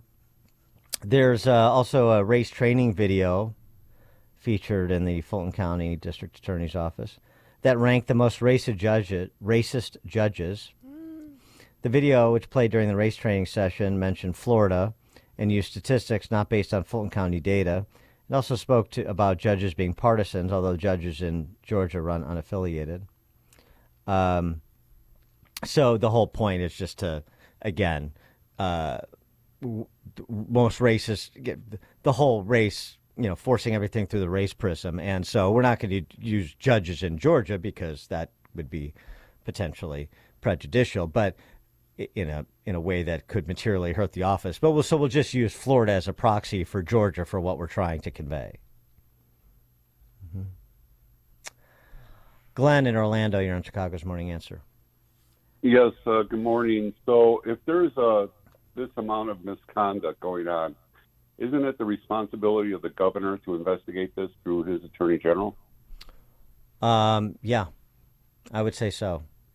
I mean, thanks for the call, Glenn.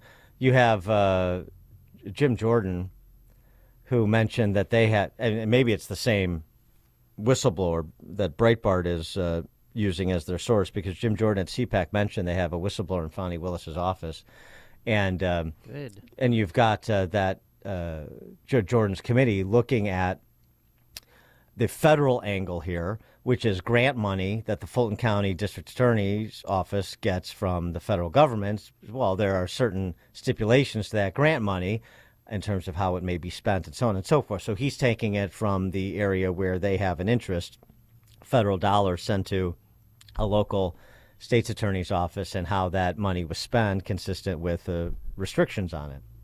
Well, yeah, I would say that the Attorney General of the state of Georgia, not to mention the ARDC, needs to take a look at everything that we're learning about Fani Willis. But it is remarkable too. I mean, this was going to be her star turn, just like Alvin Bragg.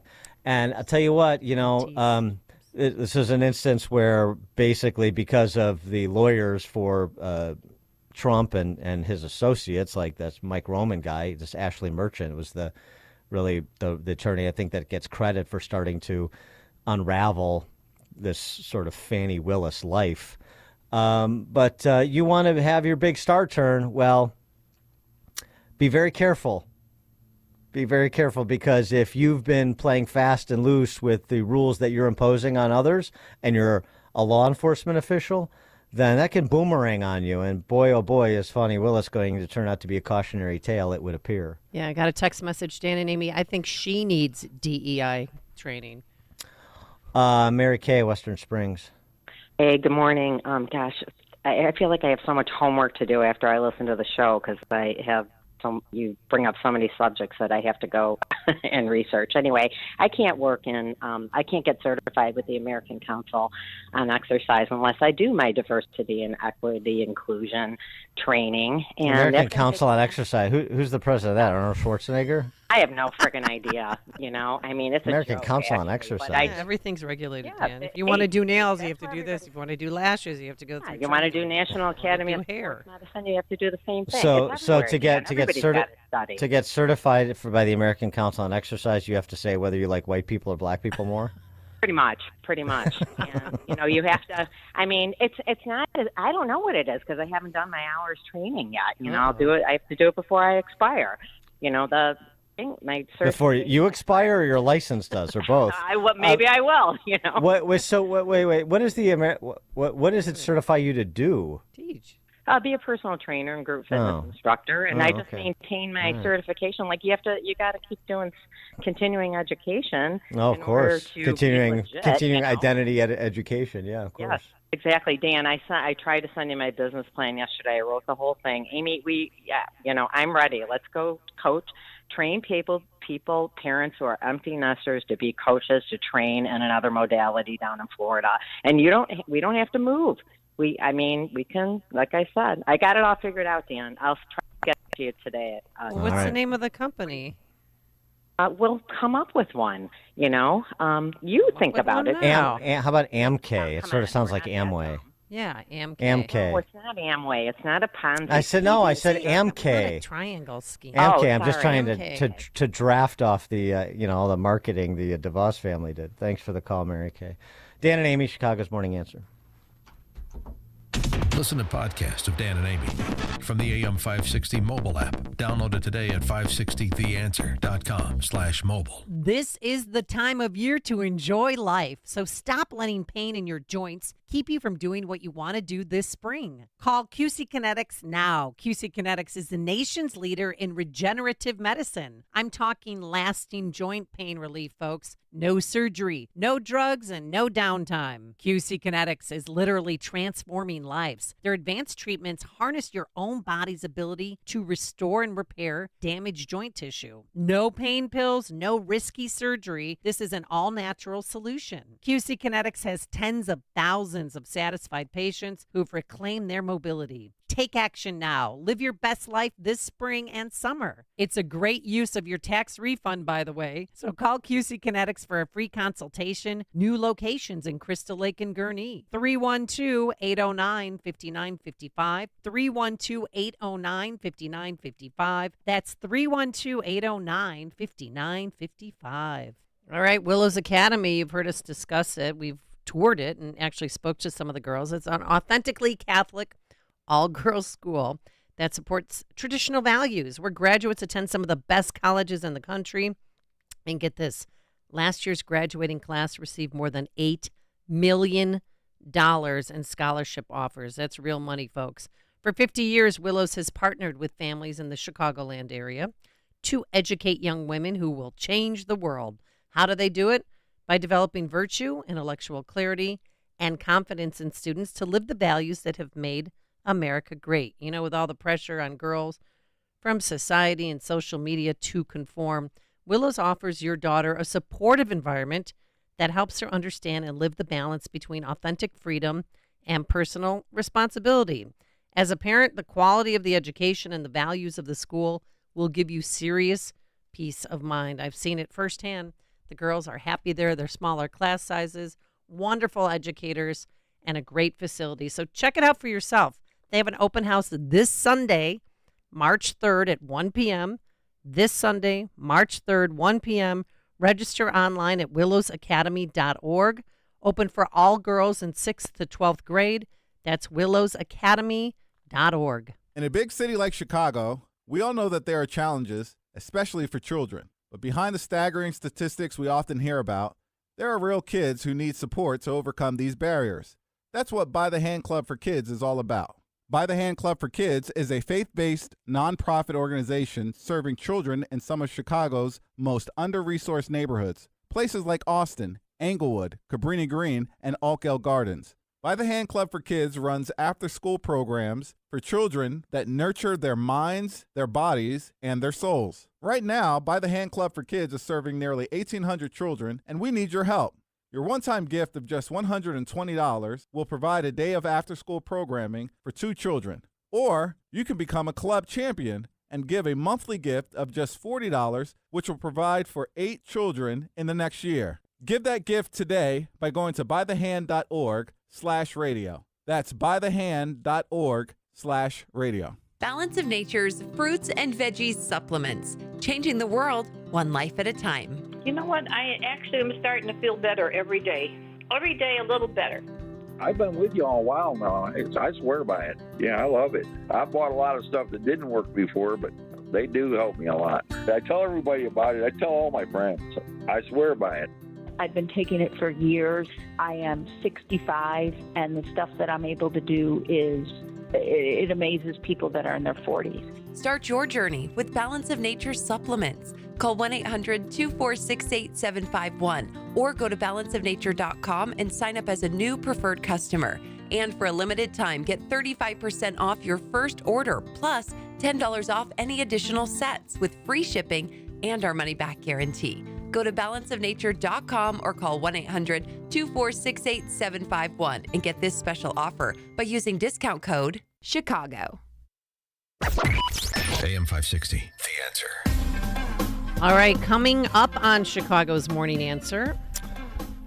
At 6:36, our latest installment of Sports and Politics, women's basketball, 6:36. And Dan, what are your relationship rules? We'll explain. But now let's head into the newsroom. Here is Mike Scott. Outside, we have 32 degrees, temperatures dropping, and wind chills in the teens this morning with winds out of the north and northwest at 18 miles an hour. Pope Francis visited a hospital in Rome today after skipping a reading at his general audience at the Vatican. The 87-year-old pontiff has been hospitalized a number of times. Another primary day has come and gone with Donald Trump and Joe Biden emerging victorious, this time in Michigan, where voters hit the polls Tuesday in a state where Trump's only main rival was former South Carolina Governor Nikki Haley. Voters had their reasons for why they did or did not cast their votes for the eventual winners. I just tend to think that I look to the men to be our leaders. There's just too much controversy around Trump. While former President Trump now has essentially secured the GOP nomination, Haley is vowing to stay in the race. The nation's biggest nuclear weapons facility being threatened by a fast-moving wildfire in the Texas Panhandle near Amarillo. The relationship between DA Fani Willis and the special prosecutor in Donald Trump's election interference case in Georgia is getting a bit testy. Former divorce lawyer for prosecutor Nathan Wade was compelled to testify about when Wade's romantic relationship with Fani Willis began. You tell lies about your friends about a case of national importance. Objection, that's tough. Overruled. I could have, I don't know. Terrence Bradley once again told the court he didn't remember exactly when the romantic relationship started. The funeral of Alexei Navalny will be held Friday. His wife says to the European Parliament that a funeral will be held Friday in Moscow. I'm not sure yet whether it will be peaceful or whether police will arrest those who have come to say goodbye to my husband. The U.S. and other nations have blamed Russia's President Vladimir Putin and members of his government for killing Navalny. A bipartisan Indiana election commission last night voted unanimously to remove one of two Republican Senate candidates from the primary ballot. And the state Supreme Court rejected his legal challenge to the law barring his candidacy. The decision to remove John Rust from the ballot leaves U.S. Representative Jim Banks as the only GOP candidate for that seat. We're experiencing a massive mercury swing this morning. Temperatures dropping 50 degrees from their highs on Tuesday. Snow has fallen across the area, prompting IDOT to warn of icy spots on the roads. Last night, a tornado is believed to have touched down in Sugar Grove, and unconfirmed tornadoes may have touched down near Big Rock and in the DeKalb County community of Waterman. For more than a year and a half, Chicago's seen a massive influx of migrants sent to the city by Texas, where they crossed the U.S. southern border illegally. But in recent weeks, the number of new arrivals has dwindled. Right now, there are 12,000 non-citizens living in 23 shelters, but those shelters are being consolidated and closed. The Harold Washington Library in the Loop, Casa Esperanza in Lawndale, New Life Community Church in Lakeview, the Near South Shelter on South Michigan Avenue, and others have all been deactivated as of yesterday. Bulls lost to the Pistons 105-95. They take on Cleveland tonight. Sox and Cubs made a friendly trade, swapping pitchers. The move simply allows the Cubs to finalize their deal with Cody Bellinger. The news is powered by CharlesEquipment.com, keeping the lights on when unexpected storms cause a loss of power at your business. Get help quickly at charlesequipment.com. A check of traffic and weather is on the way next on AM 560. This radio station is always on, but sometimes you need more content that you can take with you anywhere. That's why we invented the SalemPodcastNetwork.com. You'll find all the great hosts on this radio station, plus a few more, like Charlie Kirk, Dinesh D'Souza, Trish Regan, Jenna Ellis, and Dennis and Julie. There's literally no end to what we can teach you. It's like radio on demand, and just like radio, it's always on. Go find out what you're missing. Download the app, SalemPodcastNetwork.com. This President's Day, honor the legacy that shaped America with AMAC, the Association of Mature American Citizens. At AMAC, we celebrate the courage and leadership that built our nation. In honor of President's Day, enjoy our exclusive sale. Become a 5-year AMAC member for just $35. That's right, $35 for a 5-year membership. As a member, enjoy benefits tailored for mature Americans, resources, exclusive discounts, trusted news, games, sweepstakes, and a powerful voice for your rights. Join us in honoring our nation's leaders. Visit amac.us/president for this special President's Day offer during the month of February. Seize the opportunity to become part of a community valuing the experience, wisdom, and principles that make America strong. Head to amac.us/president and secure your 5-year membership for $35 today. AMAC, better for you, better for America. Happy President's Day from the Association of Mature American Citizens. Visit amac.us/president now. For excellence in metal finishing, discover Reliable Plating. A trusted name in Chicago since 1954, Reliable is a 4th-generation family business and offers a wide range of finishes on nearly any metal substrate. From black chrome to electroless nickel, from cadmium to precious metals, Reliable offers nearly every type of plating as well as chromating and passivating. They can also manage your polishing, buffing, or abrasive blasting requirements prior to plating. Every job, big or small, goes through meticulous planning and processing to ensure the results meet all the specifications and expectations of you or your customer.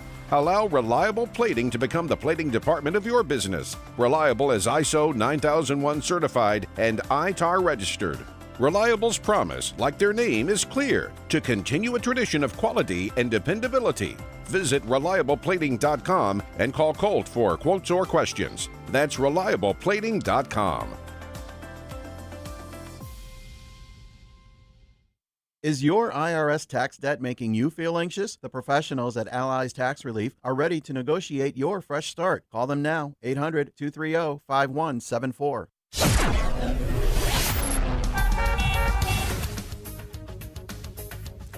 6:37. Let's get an update on the roads. Team Hochberg Traffic Center time is a service of Audible. Come to Audible and discover the best selection of audiobooks without exception. Bestsellers, new releases, plus podcasts. Sign up for a free 30-day trial at audible.com. On the Eisenhower, due to closures on northbound Route 83, you've got delays on the outbound side between Church and Route 83. And delays, we'll call it Addison right now. Route 83 northbound between Red Oak and 3rd Avenue, closures. Police are on the scene there. Solid traffic from Lake Street in Elmhurst up to the site of the incident this morning. Chicago's Morning Answer with Dan and Amy continues next. AM 560 Weather Center forecast. Bit of morning snow, windy and much colder. Bundle up. High 32. Clear cold 19 overnight. A milder day tomorrow. High of 46, 51 on Friday. Currently cloudy and 32 at O'Hare. Flurries and 35 at Midway. Your next news update is at 7. Chicago's Morning Answer continues next on AM 560, The Answer. Now, from the Signature Bank Studios, this is Chicago's Morning Answer with Dan Proft and Amy Jacobson. Sports and politics and sports and politics and sports and politics and intersection. Arrogance and ignorance, arrogance, ignorance and arrogance and ignorance. Intersection. Dan and Amy and women's basketball, girls basketball.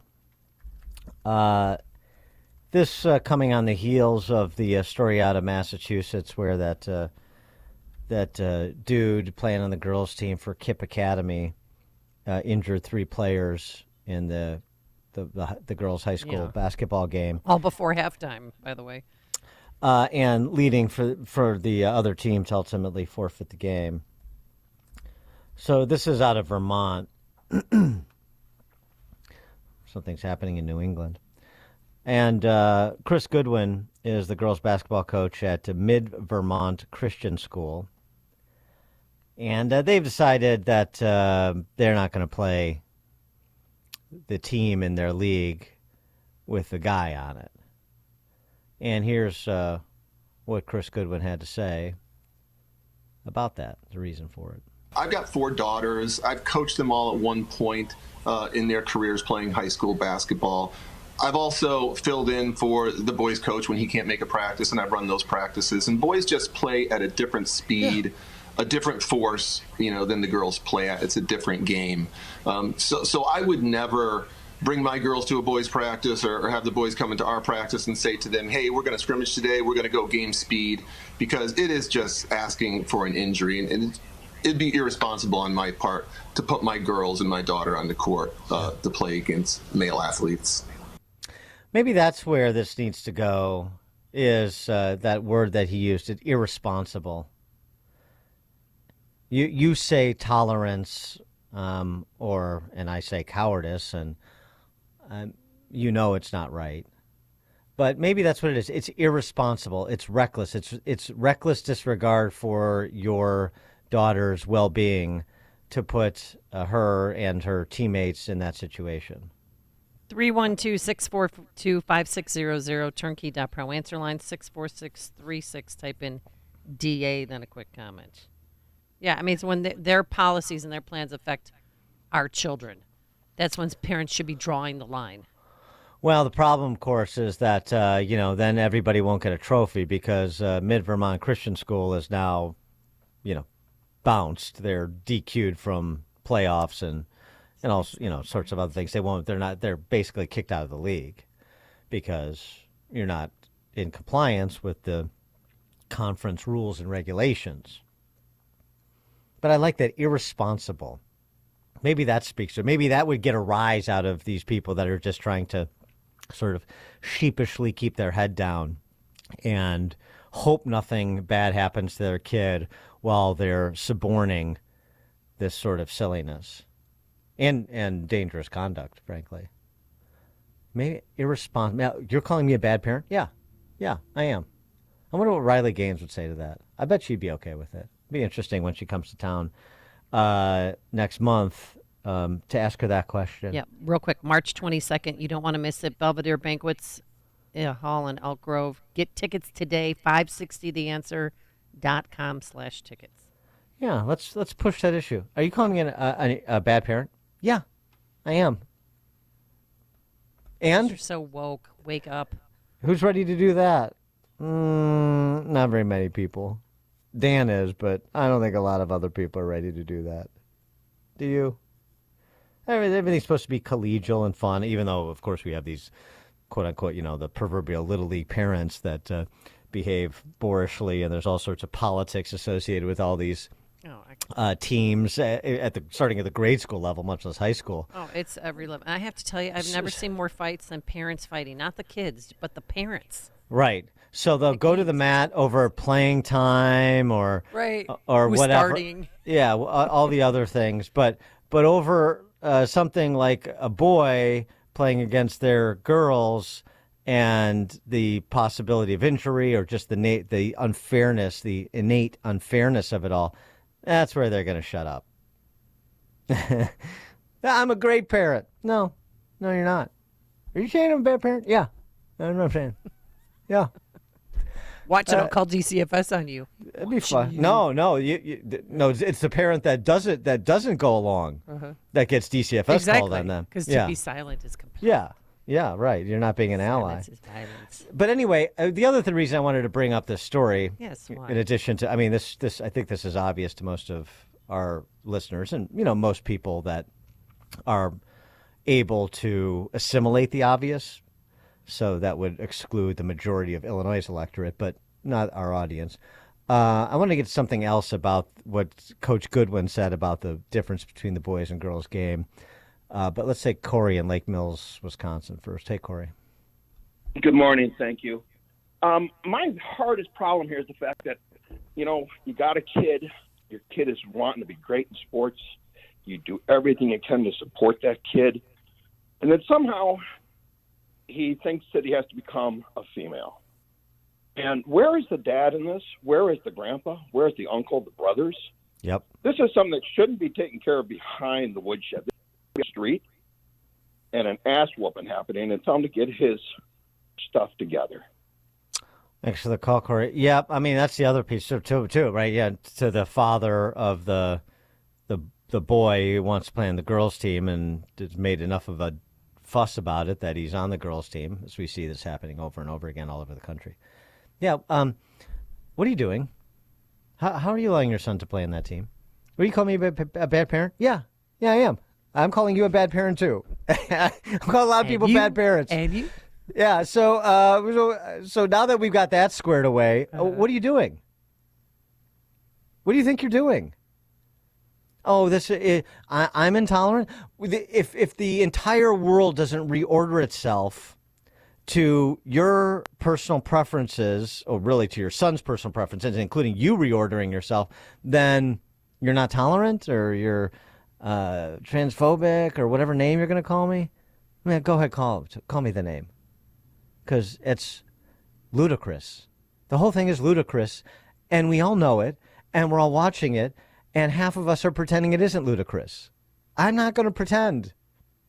I don't want to live in your pretend world.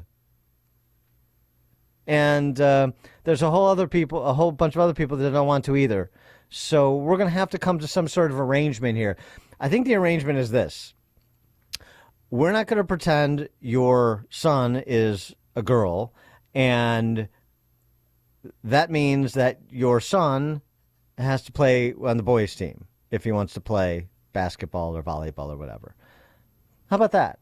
So everybody still gets to play sports, but they have to do so in the real world, not the pretend world. James in Naples, you're on Chicago's Morning Answer. How about you have a Bob Probert style deal where he just sits on the bench until that boy goes in and only plays against that boy? Right. You're bigger, badder, enforcer. Right. Yeah, that's right. That's good. Right. Then it's an arms race. Right. Yeah. I'll see your 6'1", 160-pound boy on the girls' team, and right. Meet my 6'5", 220 guy who's going to be your shadow. Right. Of course, it doesn't quite work that way in a sport like basketball, where girls can still be injured even if they're not guarding him. But yeah, I take your point. But of course, that's just indulging the silliness of it all, making it worse. But I appreciate the satire. I mean, it's appropriate. Anthony and Joliet. Thanks for taking my call. It's hard to understand why moron parents would allow their daughters to play young men in any sport. It's like your middle school child playing senior athletes in high school. Of course they would be brutalized, or at least beaten the snot out of, and why would they put their daughters in such a situation? So it's just hard to understand. Thanks for the call. Joe, Tinley Park. Hey, Dan, how are you? Thanks for taking my call. Yep. I appreciate it. My daughter plays softball, Division I softball. We were in sport over the weekend, and Yale, male athlete on their softball. They have a what? Yeah, say that again. You broke up. I'm sorry. They have a male transgender athlete on their softball team.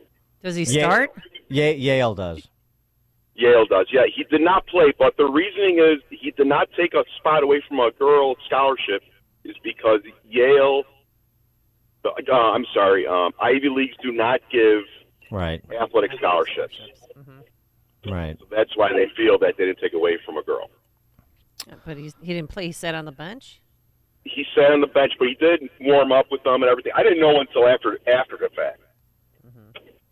Huh. So, I mean, if he came up and hit a ball, I don't know. I would afraid see if it hit our pitcher or something. It would be something that's not right. Yeah, right. That's the other thing, like we saw in that field hockey game. Thanks for the call, Joe. That was brutal. Yeah, right. He hit the ball so hard, right it in her knocked her face. teeth out. Right. Concussed. The other thing I wanted to get to, we mentioned the other day, we didn't get to it. Caitlin Clark. Yeah, if she scores 51 points tonight, she will surpass what's his name? Peter Maravich from LSU. Oh my God! Did you just say Peter Maravich? Pete Maravich, sorry. Pistol Pete. Pistol Pete. Oh, that's right. First Can of you give all, me those DVDs with Pistol Pete? Yeah, homework basketball. Right, Pistol so Pete I know his Maravich. name. You want to teach your kid to play basketball, like the fundamentals of ball handling and passing. I mean, they're from a bygone era because unfortunately Pistol Pete died at a very young age. He was 40 when he had a heart attack and died. Oh. But Pistol Pete's homework basketball is so good. I have those DVDs still. We watched them. I'm not kidding you. That was great. And Russell was all conference at Amundsen. It's from an analog world, but Pistol Pete was a magician. So that's that phrase that you just uttered. I'm losing my mind over when I'm watching college basketball and I have to listen to this. That Caitlin Clark is going to pass Pete Maravich. No, she's not. That is not a conversation in the real world. Caitlin Clark is not the all-time scorer in college basketball. She's the all-time scorer, and she's a really nice player. I've watched a couple of games because there's so much fanfare about her. She's a really nice player. The idea... She's the all-time scorer in women's basketball. Right, and she's scored 900 points so far this season. Fascinating. Yeah. That has nothing to do with anything that Pistol Pete Maravich did. That has nothing to do with men's basketball. They are two completely different games. Not to mention, oh, by the way, I mean, it's so embarrassing because it shows how, the sports press corps, as I always say, adjunct of the political press corps, a bunch of frustrated athletes and dorks who got comm degrees who just want to be taken seriously as journalists and broadcasters, so they adopt the leftism of the political press corps. That's basically the summary of the sports press corps. Pistol Pete Maravich is the greatest scorer in college basketball history. And there's nothing that Caitlin Collins could score 1,000 points a game, and it's never going to change what Pistol Pete Maravich was. It's not even close. It's not a conversation. It's a conversation for people who live in the pretend world. Pistol Pete Maravich averaged 44 points a game in 3 years at LSU without the three-point line, without the shot clock. Oh. First of all, he would have averaged probably close to 60 with the three-point line, certainly with the shot clock. And I think Caitlin averages 27. But even that conversation is pretend. The game that Pistol Pete Maravich was playing in the 60s even. It's a different game. And the game that girls play now or then, I mean, come on. We have a smaller ball, too. Well, it's just exactly what Coach Goodwin says. And the difference in the speed of the game only increases as you get older and you get into higher amateur ranks and, of course, the professional ranks. I mean, seriously. Pistol Pete Maravich or Caitlin Clark is going to pass Pistol Pete Maravich. No, she isn't. I don't care how many points she scores. Matt, Southside, you're on Chicago's Morning Answer. Hey, good morning, dear. Good morning, James. For years now, I've been hearing people say, well, the transgender people should start their own league. And the argument was always, well, there's not enough. Well, the way things are going, we'll probably start having girls' leagues, transgender leagues, and we won't be able to find enough guys to play on the guys' leagues. Well, yeah, okay, I don't know about that. I don't know if it's going that far that fast, but Kevin, Austin, Texas. Good morning, Glenn and Amy. The way this stops, and I'm sure you're very well aware, and all your listeners are, is that any politician supports any of this nonsense needs to be punished. One way or the other. The most effective way is to get them voted out of office. Thanks for the call, Kevin. And by the way, there's a good biography on Pistol Pete, since so many people are unfamiliar with him. And this guy was a genius on the basketball court. Like Michael Jordan is a genius on the basketball court. Different game. But his ball handling and passing, it was otherworldly. I know. And I just love that you're defending Pistol Pete so much. Pistol Pete's my favorite basketball player of all time. Well, yeah, we know now. But I mean, I can't. It's just so annoying. First of all, it takes away from Caitlin Clark. Just celebrate her being one of the great female basketball players of all time. Certainly at college, the greatest scorer and so forth. Stop bringing in people that she cannot compare to. It's unfair to her, and it's certainly unfair to Maravich. Like, it's such a lack of respect for genius. That's our general lack of respect for. As much as we sort of celebrate accomplishment, particularly in sport, in some respects, ironically, we denigrate it because of the need to infuse politics into it. The all-time scorer in college basketball is a woman named Caitlin Clark. No, it isn't. It's Pistol Pete Maravich. And until somebody scores more than 44 points a game in 3 years with no shot clock and no three-point line, it's going to be Pistol Pete Maravich. Dan and Amy, Chicago's Morning Answer. There's only one radio show in Chicago talking about today's biggest stories and telling you what they really mean. That show is this one, Chicago's Morning Answer on AM 560, The Answer. If you're looking to get a new car, you could really cut expenses by bundling your car and renter's insurance with Progressive. Sure, you love your old car, but you know it's not normal to give instructions on how to open the window. It should be self-explanatory, but it's not. And notice how when you're in other people's cars, you can feel cushion in the seats? That's pretty nice, right? No, it's just normal. So bundle your renter's and car insurance with Progressive and put the savings toward a new car. It's time. Progressive Casualty Insurance Company. Coverage provided and serviced by affiliates and third-party insurers. Not available in all states. This is Dennis Prager, and now a truly exciting new benefit. My monthly online video get-together for Pragertopia Plus members only. For an hour each month, get an exclusive chance to ask me anything. I'll be answering your questions. I've never done this. Submit your questions for me at Pragertopia.com. This is our chance to connect like never before. Go to Pragertopia.com or click the banner at DennisPrager.com. A lot of text messages supporting Pistol Pete.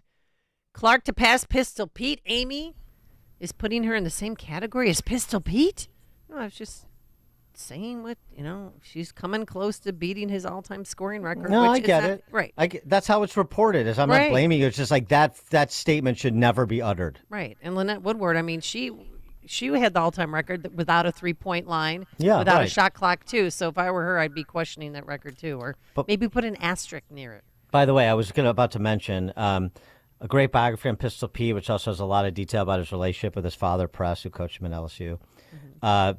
The Pistol by Mark Kriegel, if people are interested in learning more about Maravich. Okay. Another text message. Pistol Pete was from another world.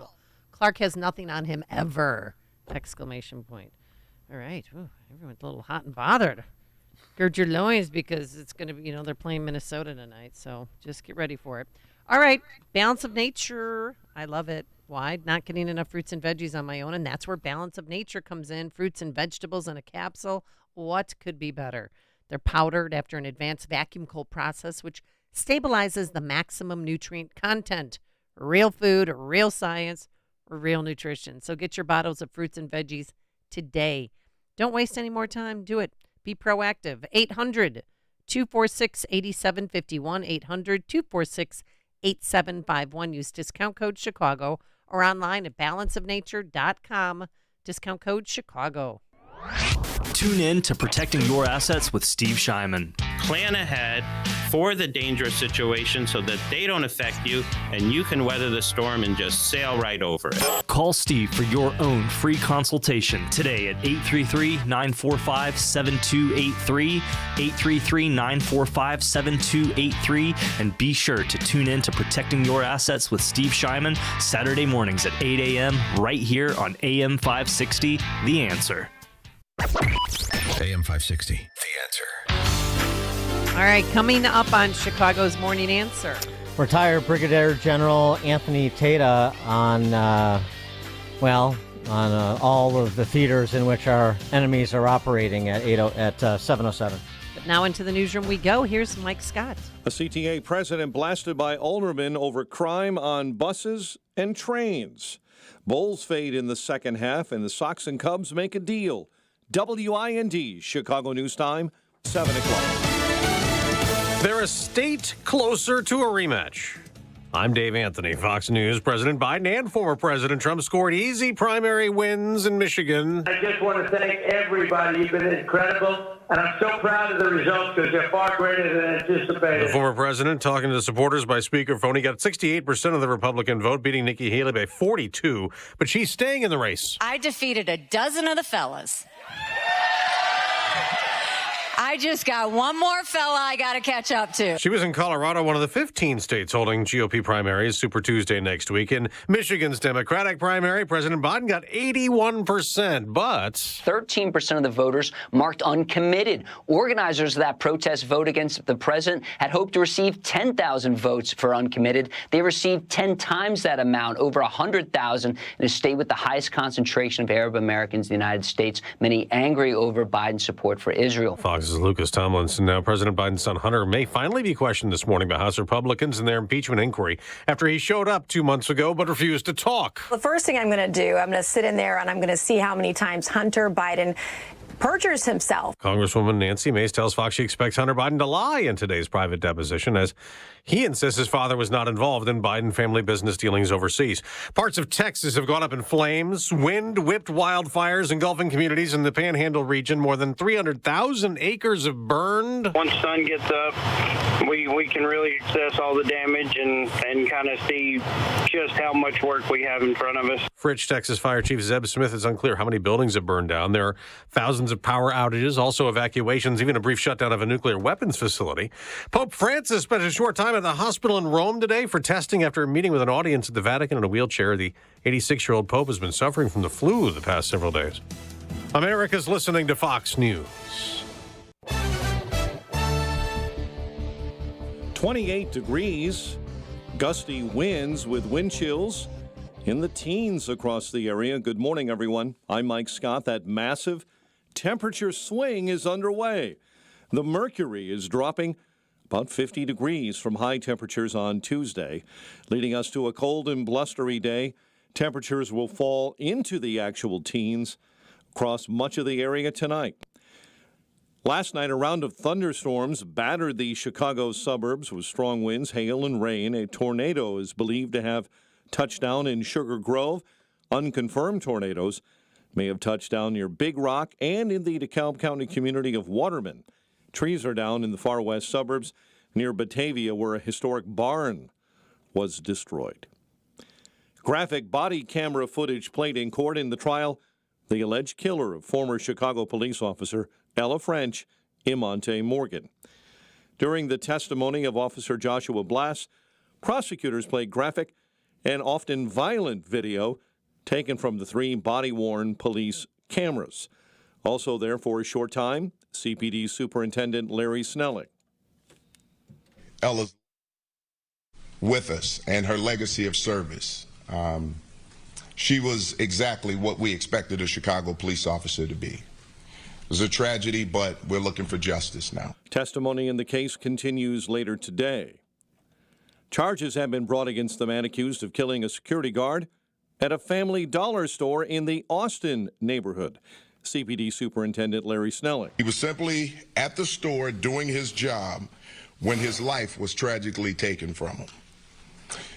This was truly a department-wide effort to apprehend this suspect. Roderick O'Neill of Maywood is accused of shooting Lois Wright on Friday.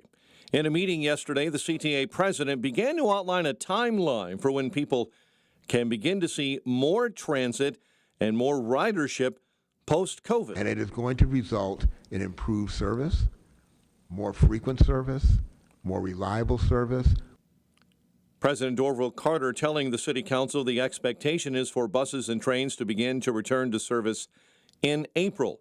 It comes after that initial plan was proposed last fall, Alderman Andre Vasquez says it's step one in holding the CTA accountable, bringing them before the Transportation Committee. I think the more we get the data points, the less and less people can dodge in their answers, and the more we're going to find out what's being done and what isn't.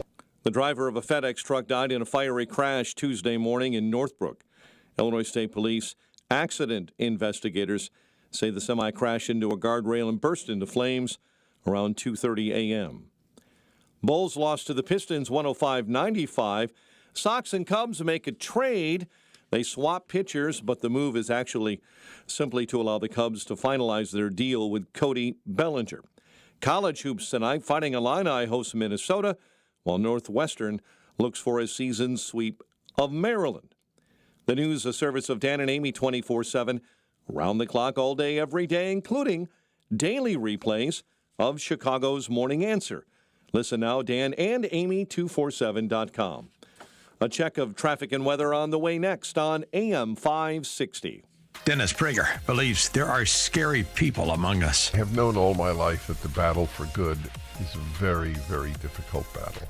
So this doesn't surprise me between Hamas and Israel that there are people who are neither Jew nor Muslim, and they support Hamas.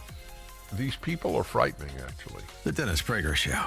Weekdays at 11, right before Charlie Kirk at 1 on AM 560. The Answer. This is Carol Platt-Liebau for townhall.com. Last week, Laken Riley, a University of Georgia nursing student, was murdered on an Athens, Georgia running path. Her murderer wasn't just an illegal migrant. He was an illegal migrant who had been arrested in New York for injury to a child and in Georgia for shoplifting. He also had an outstanding bench warrant for failing to appear in court over the shoplifting charge. Laken Riley was failed by 3 different governments: the U.S. government, who let her murderer cross the border, and then the state governments of both New York and Georgia. Now Ms. Riley is being failed by the media. Many reports fail to mention her killer's immigration status. Some even discuss whether women should feel safe running alone. Shame on the media. Rather than demanding that the government protect its citizens, it's protecting politicians from accountability for their horribly failed policy decisions. I'm Carol Platt-Liebau. Hey everyone, it's Ted from Consumer Cellular, the guy in the orange sweater, and this is your wake-up call. If you're paying too much for wireless service, you don't have to keep having that nightmare. Consumer Cellular has the same fast, reliable coverage as the leading carriers for up to half the cost. So why keep spending more than you have to? Seriously, wake up and call 1-888-FREEDOM or visit consumercellular.com. Savings based on cost of Consumer Cellular single line 1, 5, and 10 gig data plans with unlimited talk and text compared to lowest cost single line postpaid unlimited talk, text, and data plans offered by T-Mobile and Verizon January 2024. Hi, I'm Martha Stewart. Every year, more than 4 million pets enter shelters here in the United States. My friends at American Humane have been helping animals since 1877. The goal is to ensure that pets have a safe shelter, especially during natural disasters. Adopting a shelter pet allows shelters to help more animals awaiting care. Please consider adopting today and take some time to learn more about American Humane's other work at americanhumane.org. Balance of Nature's fruits and veggies supplements, changing the world one life at a time. I've been a clinical psychologist since 1991. I was licensed, and I love being a clinical psychologist because I like helping people. I tell people that Balance of Nature is a wonderful supplement because I truly trust in the product. I feel great, and because I feel great, I'm able to do everything that I want to do. I really love taking Balance of Nature. Start your journey with Balance of Nature supplements. Call 1-800-246-8751 or go to balanceofnature.com and sign up as a new preferred customer. And for a limited time, get 35% off your first order, plus $10 off any additional sets with free shipping and our money-back guarantee. Go to balanceofnature.com or call 1-800-246-8751 and get this special offer by using discount code CHICAGO.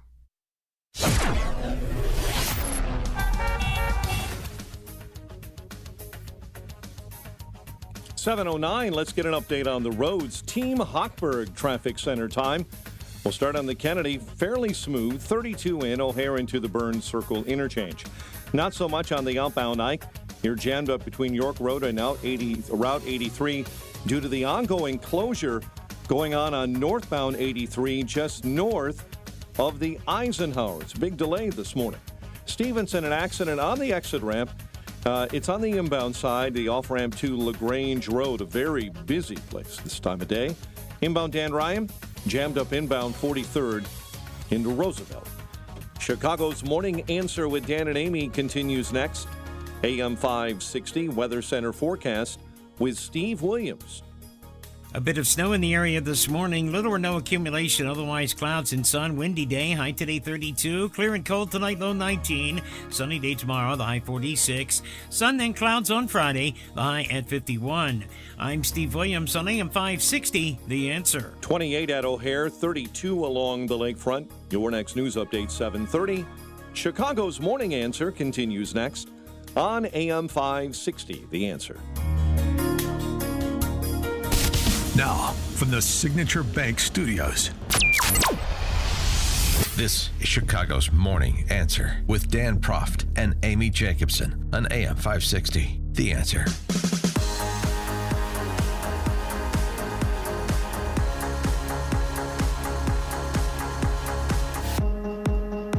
Top of the morning, Dan and Amy.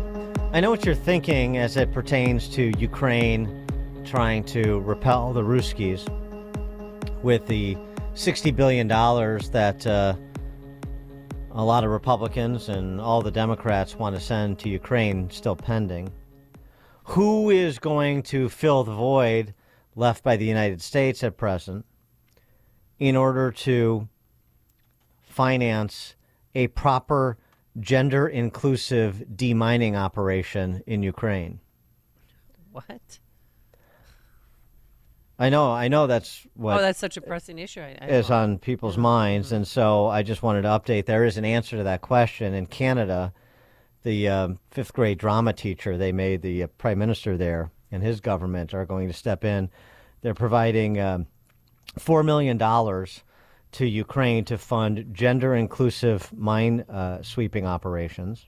Gender-inclusive mine sweeping operations. Yeah, this is part of the $3 billion in total aid, but I mean, this is very specific here. It's, line itemed, very considered, well planned. This is part of the strategy to, make Putin laugh. The gender-inclusive demining. Mm-hmm.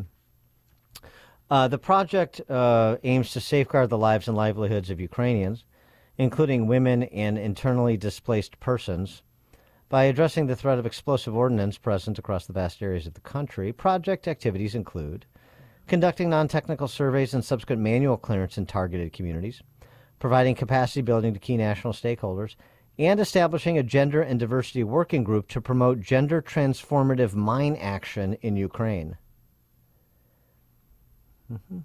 Yeah, I think that's really where the rubber meets the road. This is where it's going to turn one way or the other. The war effort is whether or not the gender transformative demining goes well or doesn't. I mean, if you want to have a laugh at the Canadians' expense, be careful.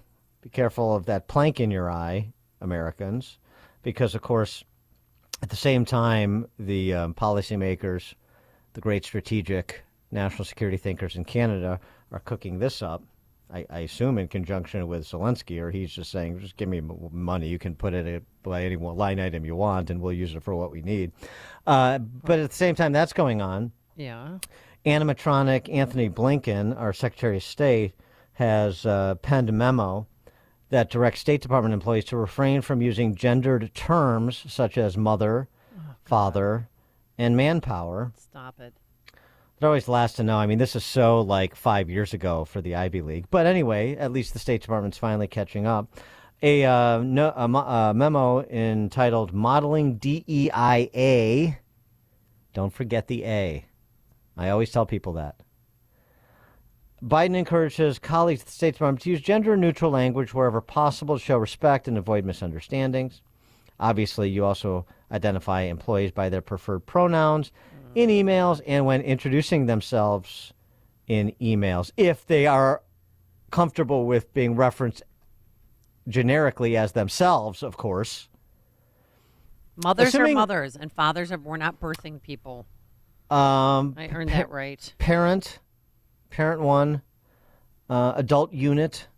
Assuming an individual's gender identity simply based on their appearance or name can be problematic, says Secretary of State Blinken, because it can convey a harmful and exclusionary message. I mean, President Xi and Putin and the mullahs in Tehran, they must be quaking at the strength this memo belies.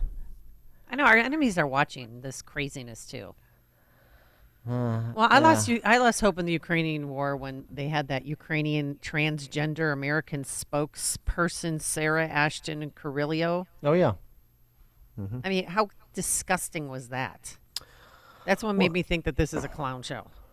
For more on this and perhaps some other serious matters, please be joined by Brigadier General Anthony Tata.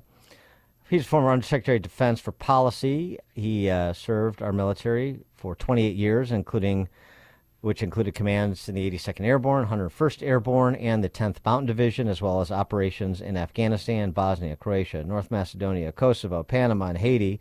He currently leads his consulting firm, Tata Leadership Group, and is the managing partner of Boundary Channel Partners. He's got a new book. He's also a novelist. His new book is entitled The Phalanx Code, a Garrett Sinclair novel. General Tata, thanks for joining us. Appreciate it. Hey, Dan and Amy, great to be with y'all. You know, the title of my next book is going to be Gender Transformative Mind Action. I think that's a real catchy headline, and I'm going to get to work on it right away. Well, I mean, it's a long concern of mine. It's cutting edge. I mean, there's no doubt. So you're so hip. Yeah, you definitely want to stay up with what is au courant. So I mean, it's absurd. It would seem to the layman like me. But by this, and here's what you're going to get when you ask like people this, I don't want to talk about it. It's a distraction. Let's not. It is a distraction, but it's being perpetrated. These distractions are being perpetrated by the people who are supposed to not be distracted. So that's a distraction to me as the taxpayer and the concerned American, that this is what Lloyd Austin and General Milley and Secretary of State Blinken and our partners in the West spend so much time worrying about, and frankly, even attaching money to it in the context of a war effort in Eastern Europe.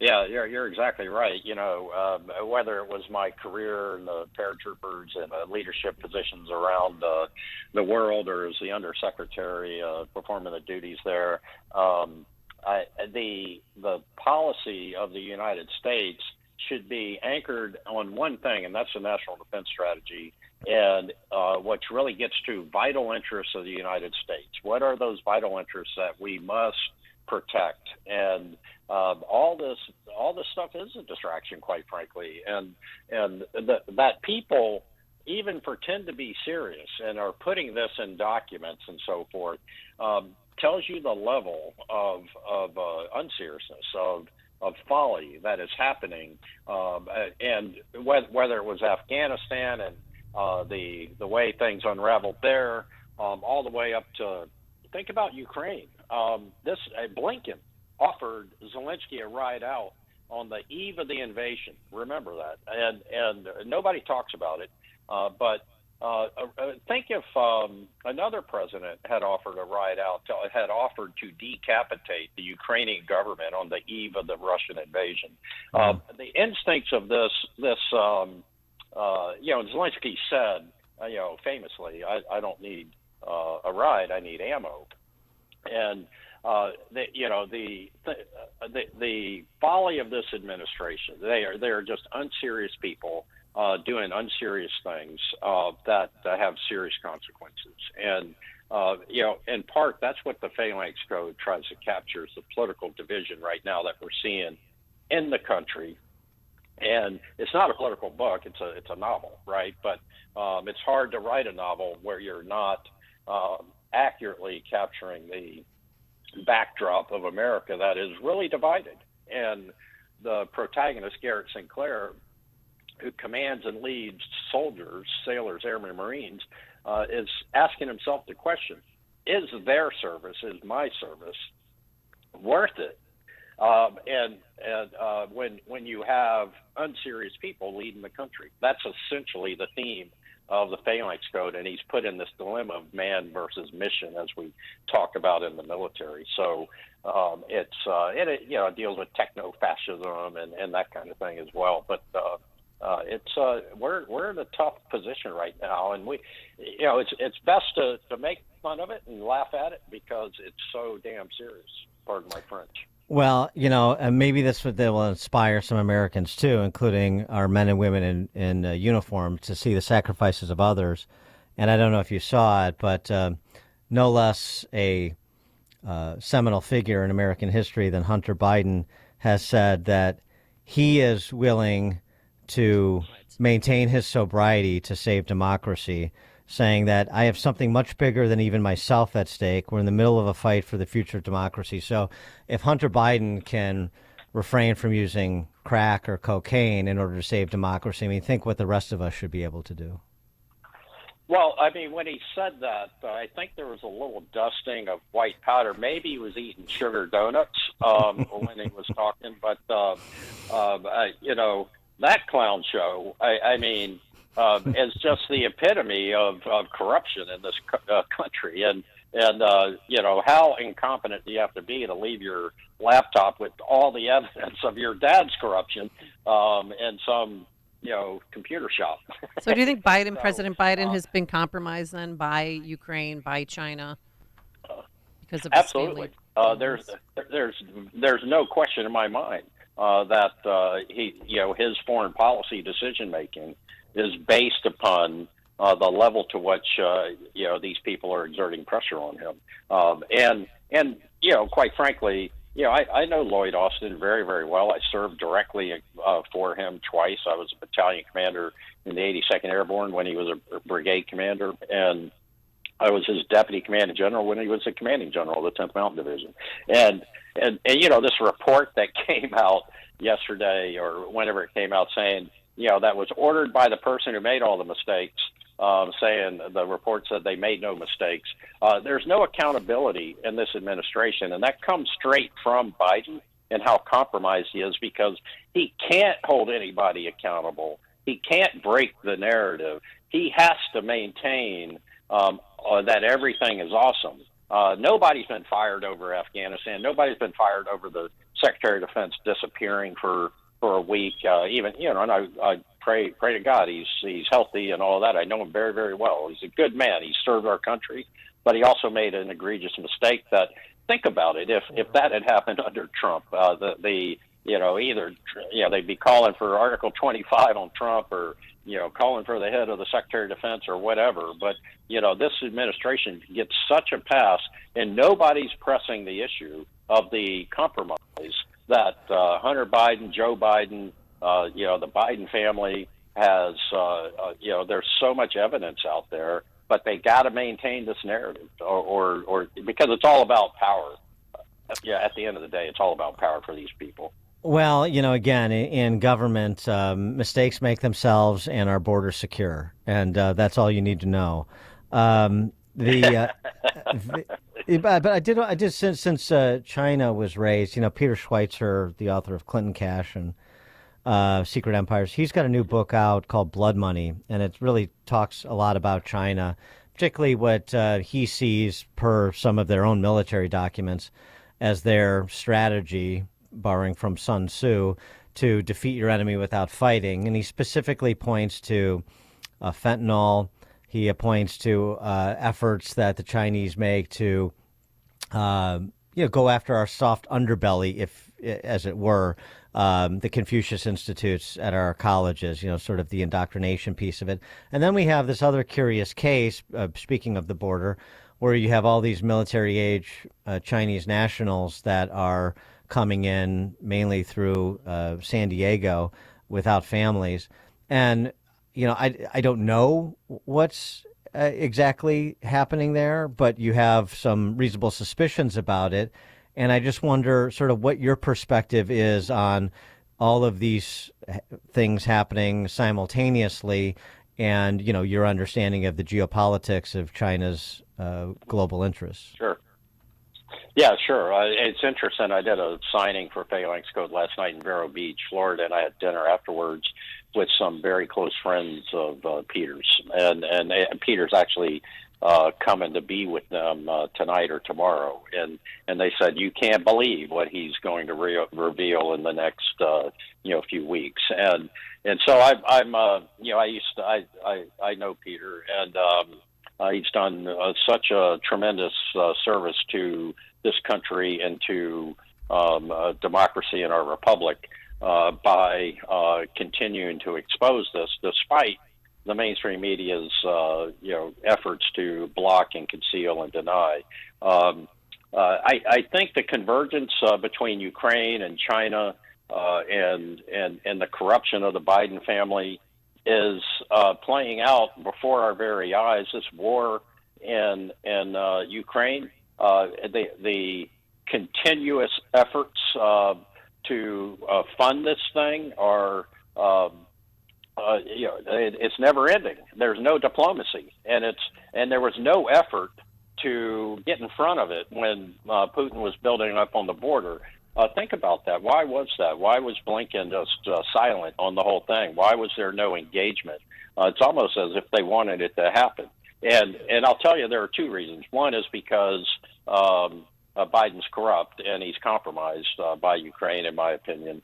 And two is he fundamentally broke NATO in Afghanistan, and by leaving in the way he did. And so when you leave 29 other NATO nations there hanging to fend for themselves, there were some angry people to that angry NATO nation. So what better way to quote unquote unify NATO than to have a common threat and not reveal how broken NATO actually is and how much he did to break NATO. Secondly, on China, the passivity that we are seeing here is part of the corruption and compromise as well.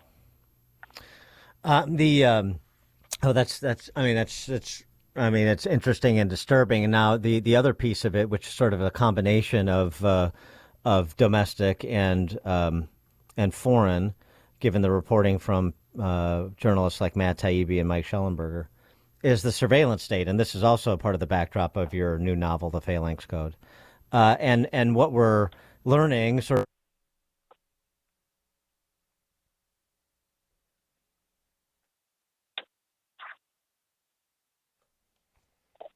Hey, Brigadier General, can you hear me? I can, yeah. Hello. Yeah, we lost Dan for a second, but he was asking about tech surveillance and in your new book and how that plays a part in this new book, because I know that you've written 15 military thrillers.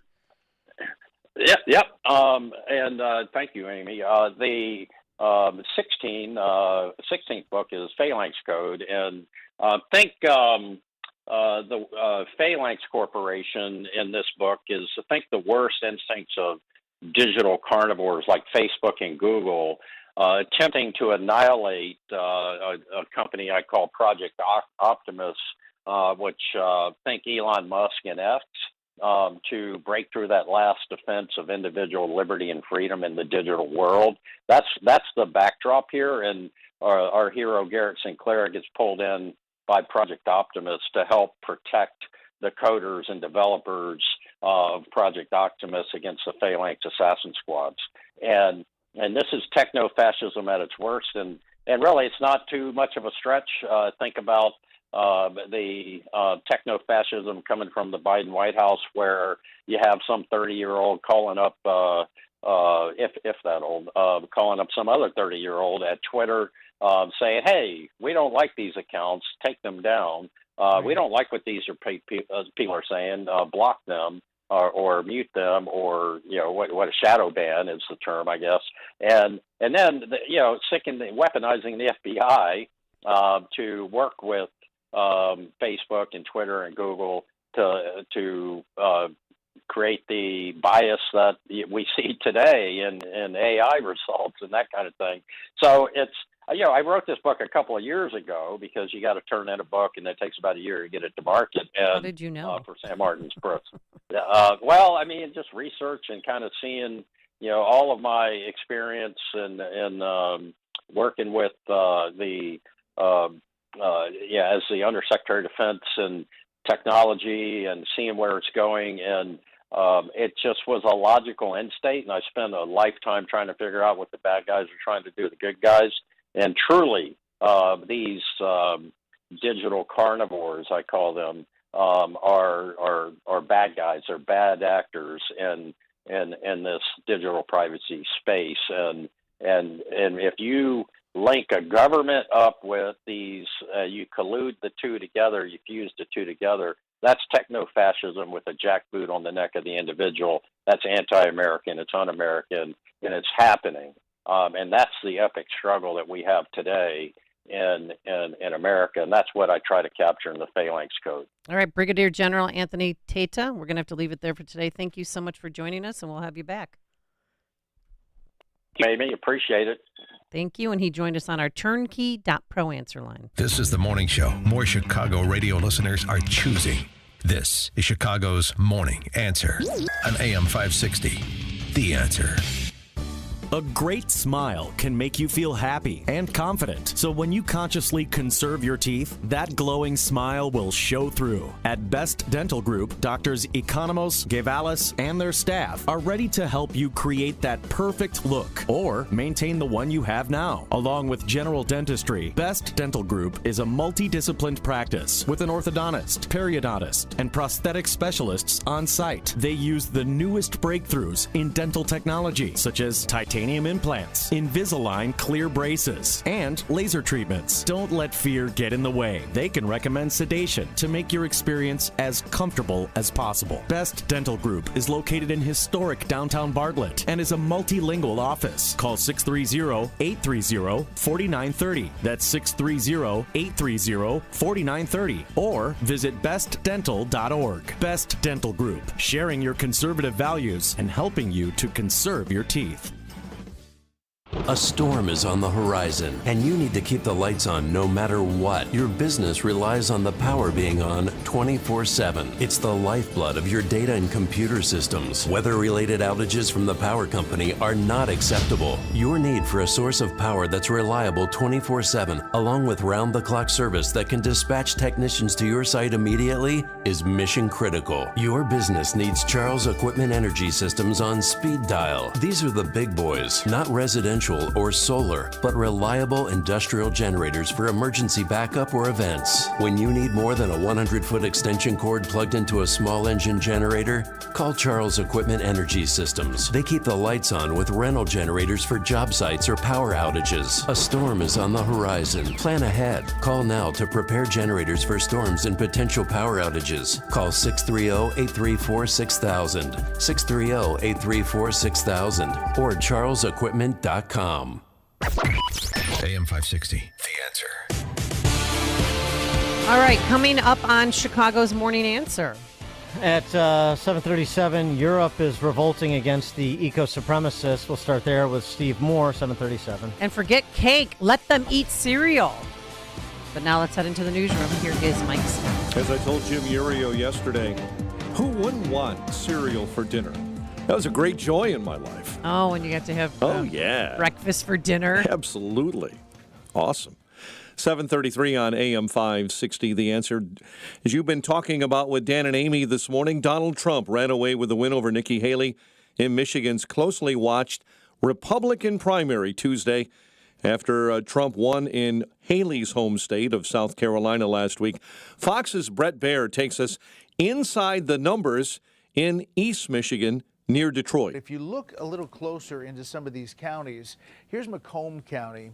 This is kind of the working class. This is the home to traditional Reagan Democrats. It is now Trump country. Some of these other counties, Oakland County, again, a big spread. If you go over to Washtenaw County, this is home to University of Michigan. If there was going to be a county in which Nikki Haley was going to succeed, it was going to be in this, one of the biggest Democrat strongholds. And even there's a spread. President Biden, meantime, won the Michigan Democrat primary. The nation's biggest nuclear weapons facility is being threatened by a fast-moving wildfire in the Texas Panhandle. This morning, we're watching the Smokehouse Creek fire grow to 200,000 acres. Governor J.B. Pritzker continues to downplay the prospect that he's in the running for the Democrat nomination for president. Pritzker's long denied he's aimed at the White House, but during an unrelated event this week, Billy Ocasio, president and CEO of the National Puerto Rico Museum in Chicago, says Pritzker is presidential. And he's accomplished so much. But, Governor, I think the best way for me to address the love of our community with you is with a question. When are you going to run for president? Pritzker later in that event was asked about those comments. I did not. That was their invention. Thank you. The Democrat National Convention is set for Chicago this August. A massive temperature swing is underway, mercury dropping 50 degrees from their highs on Tuesday, a cold and blustery day after a night of thunderstorms and tornadoes battering the far western suburbs with winds, hail, and rain, and damage in Sugar Grove, Big Rock, and Waterman. Bulls lost to the Pistons 105-95. College hoops tonight, number 16 Fighting Illini hosts Minnesota. Northwestern looks for a sweep of Maryland. The News is a service of McGrath Lexus in Westmont and Chicago, experiencing the next level of excellence at McGrath Lexus in nearby Westmont and downtown Chicago. When you do the math, you choose McGrath. View new and pre-owned inventory online at McGrathLexus.com. A check of traffic and weather on the way next on AM 560. Mike Gallagher is sure Biden isn't the nominee. We are in big trouble. The man is, and I'm sorry, it's unfortunate. It happens. I respect our seniors. I want Biden to live to be 100. He doesn't have 4 years in him, and you know it. What's this guy going to be like in 2026, 2027? He's not going to be the nominee. The Mike Gallagher Show, weekdays at 9, right before Dennis Prager at 11 on AM 560. The Answer.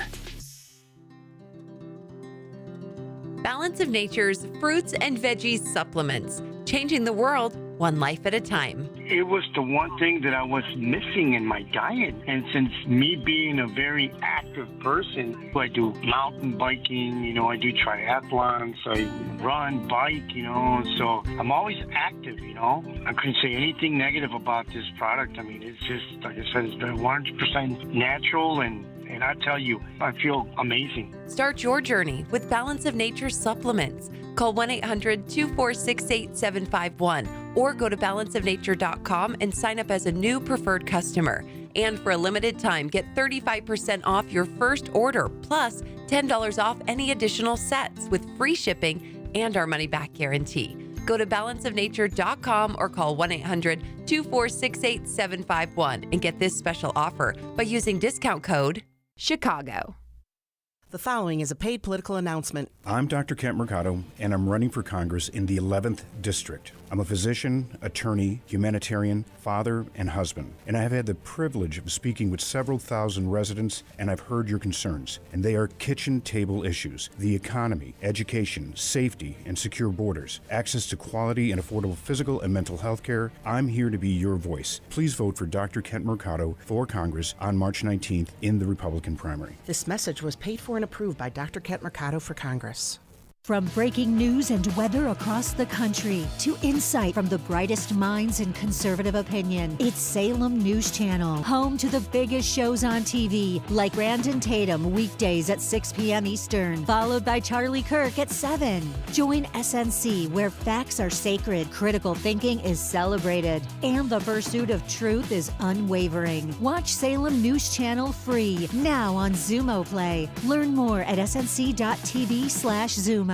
Download the free Upside app to earn real cash back every time you buy gas. Use promo code RADIO for an extra 25 cents per gallon on your first fill-up. That's promo code RADIO. 7:38, Team Hochberg Traffic Center time is a service of Fox Valley Coins, easy to get to, off I-88 and Route 59 in Naperville. Family-owned, integrity since 1981, foxvalleycoins.com. Inbound Kennedy. Very tough 90 minutes from O'Hare into the Burns Circle interchange. Dan Ryan, 35 minutes, 95th into the Burns Circle interchange. DuSable Lakeshore Drive, due to an accident, you have 2 right lanes blocked northbound between Chicago and the Oak Street curve.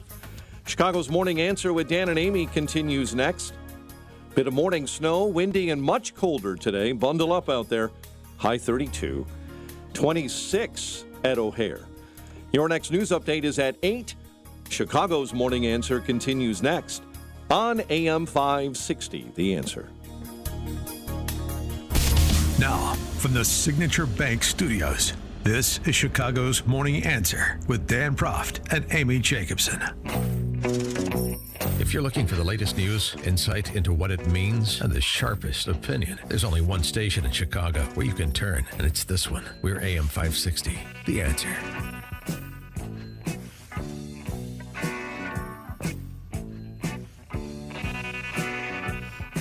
Top of the morning, Dan and Amy. So, 2 Democrat governors, Beshear in Kentucky, just reelected, incredibly, and Roy Cooper in North Carolina, penned this op-ed in the USA Today. You know, for those who like to play with their food, that's their news outlet. Anyway, those two. That's a great analogy. Those 2 knuckleheads. I mean, it's basically an anti-school choice screed. I mean, I tell you, I got to give the teachers union and the politicians they own credit, despite having clearly lost the argument and increasingly losing ground. They're not giving up. They don't give up easily. They don't give an inch of turf easily, as we've seen in Illinois, with the history-making repeal of the tax credit scholarship program in this state. But so the argument goes, the Republican plan is to loot the government schools. The Republicans are looting government schools, who see their, per pupil expenditures going up at a 45-degree angle, which has been the case for the better part of the last 3 decades, almost everywhere. But okay. And don't forget, I mean, they just trot out the same, that they're resuscitating, like it was dormant, these scholarships that were initially used by Southern governors during Jim Crow to do an end run around integration. I mean, the fact that they can make those arguments and have any self-respect is a real triumph of sort of human rationalization for me, because, of course, without exception, these scholarship programs in the last 30 years since Milwaukee have all been focused on the poor, or disproportionately minority families and their kids, and then expanded from there. But even if you expand from there in places like Indiana to include honkies that are lower or middle income families, it's still for the purposes of integration, because the kids all want to get out of their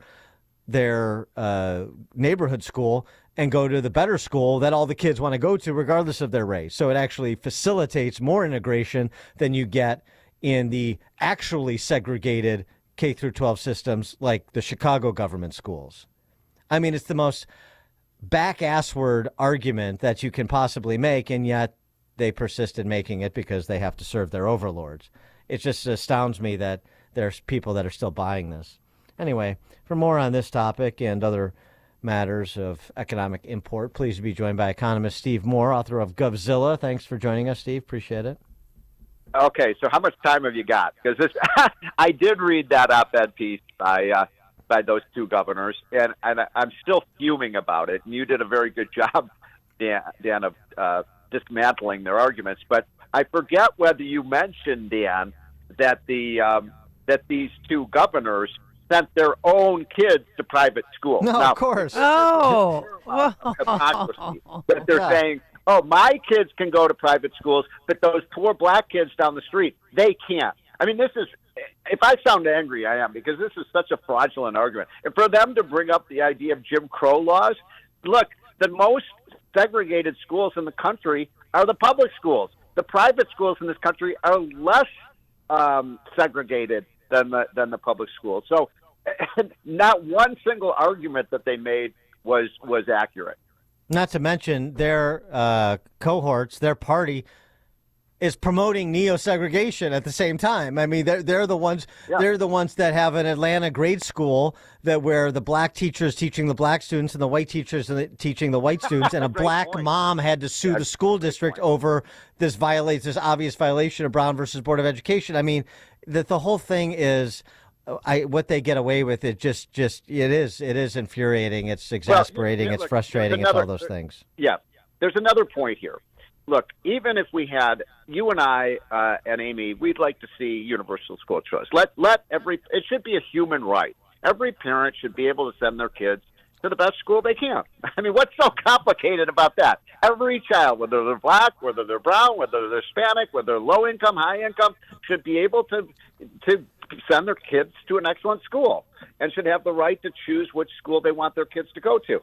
Now, here's what's amazing. You know, my son just graduated from college, and he's now teaching at a Catholic grade school in Miami, and it's mostly minority kids. It's almost all. It's incredibly multicultural, and you know what he gets paid? $20,000 a year in this Catholic school. Yeah. Well, now they do give him housing and other expense, but the point is, you know, down the street, the decrepit public schools that don't teach the kids anything, the teachers make $80,000 a year. And my point is, virtually all of the kids in that program in that Catholic school are minorities, and they are so benefiting from it. And you know, I've gone to his class and seen these kids, and they're wonderful, and they're learning a lot. You know, some of them are challenged because they, you know, come from broken families and so on. But here's the thing: it costs that Catholic school 1/2 as much per student as it does the public schools, the ones just on the street. So why not use that kind of model? And one other quick thing, Dan and Amy. You know, I'm an economist. What leads to better service is competition. I think the biggest beneficiaries of school choice will be the public schools because they're going to have to compete. All right, I know it's. I mean, do you disagree with that, Dan? I mean, of course not. Of course not. I mean, it's just the battle rages on, and you have to keep fighting it. And frankly, I mean, at least in North Carolina, they had Roy Cooper had to back down over his opposition to school choice because of Republican-controlled legislature there, and hopefully that will lead some North Carolinians to rethink their choice when it comes to the president and statewide office holders going forward. So. But the fight continues. I wanted to get to a couple other topics too, because I love the hilarity of the befuddled Western nations, including our own. But it's even worse in Europe. The headline out of Germany. Germany, which has eschewed nuclear energy, it now wants to consider whether or not they should restock with nuclear weapons because of America's perceived pullback from providing Europeans their security against foreign aggressors like the Russians and the Chinese. So no nuclear energy to power our economy, but we're going to consider nuclear weapons. Well, look, it's about time that Europe, I'm going to sound a little bit like Donald Trump here, but I'm a big believer that Europe should be responsible mostly for its own defenses. And Trump has been right that the Europeans have not ponied up, and we've paid way more than our fair share, even though the Russians and the Chinese are in their backyard, not our backyard. But, you know, the important point is, why is it that the left is opposed to nuclear power? I mean, nuclear power emits no carbon into the atmosphere. It is the ultimate solution to, if you're worried about climate change, then you should be 100% in favor of nuclear power. Well, they hear the word nuclear, and that's a trigger. No, I know it is. You're right. You know, the word that's a trigger to them, as we now know, is not is growth. Is growth. Right. And you can't have, and you and I are saying the same thing, because you can't have growth without energy. Right. The more expensive you make, the whole history of human progress has been finding ways to use energy to increase, our living standards. And so Europe is a basket case right now, folks. I mean, Europe is receding. it is so tied up in the knots by this green energy nonsense that they are deindustrializing that continent. And what's so scary, Ann and Amy, is we can see what happened over there because they're 10 years ahead of us on this green energy nonsense. And now we're doing it here, even though we know it doesn't work. And their gas is so expensive. And I don't know if they raise those prices just to drive people out of cars to take public transportation. Of course they do.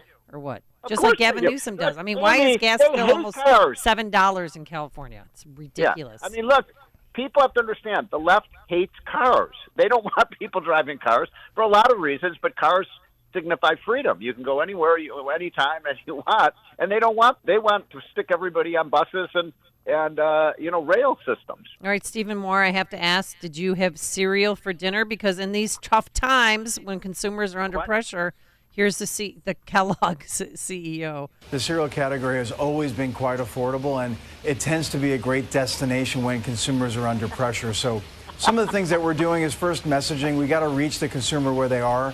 So we're advertising about cereal for dinner. If you think about the cost of cereal for a family versus what they might otherwise do, that's going to be much more affordable. Who's laughing? Yeah. Oh, yeah, you're laughing. Are you making this up? Is that a parody? No, he was on. What's wrong with CNBC Cheerios for dinner? He was on CNBC saying that it's a new marketing ploy because I don't know. I'm sure you haven't been to the grocery store, but everything's gone up. It's the most expensive groceries have been in 30 years. Oh my God, that was the deepest indictment of Bidenomics I've ever heard. I mean, that's an unbelievable thing. Cereal for dinner, no meat, no protein. You just get Special K, right? Yeah, well, there's protein in the flakes. You got to meet people where they are, as he said, and mainly they're in migrant shelters. So I bet they're not eating cereal for dinner, but we are. A cereal, it's what's for dinner. I just saw, by the way, a report by Bloomberg. Guess which state in the United States had the biggest increase in migrant flow in 2023? New York? No, it's the biggest increase. Oh. I don't know. Dan, you want to take a stab? Illinois. Illinois. Yeah, of course. You guys wanted them. You got them. Oh, no, we have them. It's great. And when it's warm out, they're on every street corner doing whatever they want, juggling or I have chiclets. To say, I got to tell you guys, I have a lot of friends in the North Shore area, and that's an affluent area, and some of them are liberals, and they're like, where did all these migrants come from? Exactly. They're so hypocritical. Meet your new neighbors.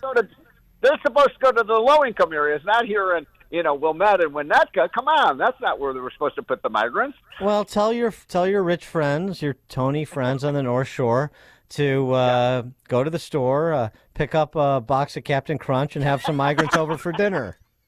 By the way, they probably have an empty bedroom in their house. Yeah. There you go. Absolutely. Absolutely. Steve Moore, economist, Gubzilla author. Thanks as always, Steve. Appreciate it. Have a good day. Bye, guys. You too. And he joined us on our turnkey.pro answer line. This is Chicago's Morning Answer. Your show keeps me alive during the week. There's nobody I'd rather listen to between 5 and 9 in the morning than you guys. On AM 560, The Answer. Chicagoland agrees. McGrath Lexus is the overwhelming choice of luxury vehicle shoppers. Their unparalleled team of sales consultants expertly help you navigate their immense inventory to arrive at the perfect vehicle for you. With 2 convenient state-of-the-art dealerships in downtown Chicago and in Westmont, they offer 2 times the selection and 2 times the discounts. And right now, McGrath Lexus is offering a premium for your current vehicle. It will never be worth more. Make this the year you enjoy the luxury of Lexus, as only McGrath can offer. Your McGrath experience will take Lexus ownership to a whole new level. Do not deny yourself this privilege. You deserve it. Visit one of our 2 McGrath Lexus dealerships in downtown Chicago or in Westmont, or visit us online at McGrathLexus.com, because when you do the math, you choose McGrath. All right, we had a taste of summer and spring the last few days, and if you have chronic pain, didn't that motivate you to try and get ready for the spring and summer? Get rid of the chronic pain? QC Kinetics is where it's at. It's literally transforming lives. Their advanced treatments harness your own body's ability to restore and repair damaged joint tissue. Pro athletes have been doing this for decades, but now this life-changing treatment is available to you so you can walk and run, climb stairs, play pickleball, play golf, move again pain-free. No pills, no risky surgery. This is an all-natural solution. QC Kinetics has tens of thousands of satisfied patients who have reclaimed their mobility. So take action now. Live your best life this spring and summer. It's a great use of your tax refund, by the way. Call QC Kinetics for a free consultation. New locations in Crystal Lake and Gurnee. The number to call for that free consultation, 312-809-5955. That's 312-809-5955. 312-809-5955. Relief Factor, pain relief that's natural, pain relief that works, and pain relief that attacks the source of the pain. That's the experience of tens of thousands of Americans who are taking Relief Factor right now. See their incredible video endorsements at relieffactor.com and then order your 3-week quick starter pack for just $19.95. That's less than $1 a day. Find out if it can work for you like it works for me by ordering your 3-week quick starter pack today. relieffactor.com, relieffactor.com. Be the next success story. This is Dennis Prager, and now a truly exciting new benefit. My monthly online video get-together for Pragertopia Plus members only. For an hour each month, get an exclusive chance to ask me anything. I'll be answering your questions. I've never done this. Submit your questions for me at Pragertopia.com. This is our chance to connect like never before. Go to Pragertopia.com or click the banner at DennisPrager.com. Balance of Nature's fruits and veggies supplements, changing the world one life at a time. It was the one thing that I was missing in my diet. And since me being a very active person, I do mountain biking, I do triathlons, I run, bike, so I'm always active, I couldn't say anything negative about this product. I mean, it's just, like I said, it's been 100% natural, and I tell you, I feel amazing. Start your journey with Balance of Nature supplements. Call 1-800-246-8751 or go to balanceofnature.com and sign up as a new preferred customer. And for a limited time, get 35% off your first order, plus $10 off any additional sets with free shipping and our money-back guarantee. Go to balanceofnature.com or call 1-800-246-8751 and get this special offer by using discount code Chicago. If you're purchasing investment properties and having challenges securing a mortgage, you need to call Team Hochberg about a debt service coverage ratio loan. DSCR loans allow investors to purchase investment properties solely based upon the property's cash flow, not the personal income of the buyer. DCSR loans opens doors for investors who have trouble securing a mortgage via traditional route of supplying 2 years of tax returns, W-2s, and pay stubs. The 3 qualifying factors are the borrower's credit scores, down payment, and cash flow of the property. If you're an investor interested in purchasing rental properties and have been turned down or are having challenges securing a mortgage, you need to call Team Hochberg now at 855-56-DAVID or visit 56david.com for information about DSCR loans. Team Hochberg has helped thousands of radio listeners, but we can't help if you don't call 855-563-2843 or visit 56david.com. Lower.com, equal housing lender, NMLS 1124061. As we near retirement age, market volatility can have an enormous impact on our lives. It's one thing if the market drops when you're 29 or 39, but if you're 59 or 69, it's a totally different story. Call us at the Wealth Management Group today, and we can help you create a plan to safeguard your nest egg in the event of market drops. Our number, 833-WMG-PLAN or invest with WMG.com. Securities and financial planning offered through LPL Financial, a registered investment advisor. Member FINRA SIPC. Have you been struggling to find an easy, safe, and secure document scanning solution for Salesforce.com, Microsoft 365, SharePoint, or OnBase by Highland? Your struggle is now over, and it's time to get your documents and operations into the 21st century with IoT Smart Connected Scanning. It's easy to turn physical paper into digital documents and have them directly uploaded to the cloud with IoT Smart Connected Scanning from IDT. And you don't need a degree in computing or IT to make it happen. Using QR code technology uniquely configured for your specific business, anyone can set the IoT Smart Connected Scanning device up in 5 minutes or less, saving your organization money and valuable time. Remote employees can even capture documents and send them safely and seamlessly. Organize documents efficiently and securely with IoT Smart Connected Scanning from IDT. To see a demo or to order now, go to ready4idt.com. That's ready4idt.com. Use promo code SMART and receive 10% off your order. IDT, putting paper in its place. AM 560, The Answer. Got a quick text message. Dan and Amy, Wheaties are $8.99 a box at Jewel. I think steak is cheaper. All right, coming up on Chicago's Morning Answer. Well, we don't just want to curse the darkness created by the left's energy policy. We also want to shine a light, particularly a clean energy one. James Coleman from the American Enterprise Institute will join us at 8:08 to talk about the prospect of a hydrogen clean energy gold rush. That's 8:08.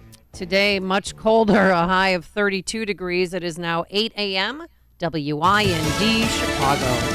They may finally get to question Hunter Biden. I'm Dave Anthony, Fox News. The president's son expected to answer questions when he shows up at the Capitol next hour. Unlike 2 months ago when he snubbed House Republicans, skipping a deposition and holding a news conference. There's no evidence to support the allegations that my father was financially involved in my business. Today, he is expected to answer questions in private. Judiciary Committee Chairman Jim Jordan tells Fox he'll ask Hunter Biden about this. There's a pattern with the Biden family. Hunter Biden goes out and tries to get business, but the agreements and the deals never get done until Joe Biden shows up, either on a phone call, stopping by a lunch, dropping by a dinner. Today, President Biden will hold an event the White House says will focus on his efforts to fight crime and make communities safer. Tomorrow, he'll visit the border in Brownsville, Texas, as Republicans blame Biden policies for a murder in Georgia. A man who was part of a record wave of illegal immigration is jailed, charged with murdering a nursing student last week. Senator Marco Rubio tells Fox. This is an invasion of the country. No other country in the world would tolerate it, and we are paying the price for it right now in real time with real American victims. Former President Trump will also visit the border tomorrow in Eagle Pass, Texas, and he'll be interviewed by Sean Hannity at 9 p.m. tomorrow on Fox News Channel. After another Trump primary victory, former President Trump told supporters by phone in Michigan, "We have the worst president in the history of our country, the most incompetent and the most corrupt president, and we can't let this continue." He got 68% of the vote, beating Republican challenger Nikki Haley by 42 points.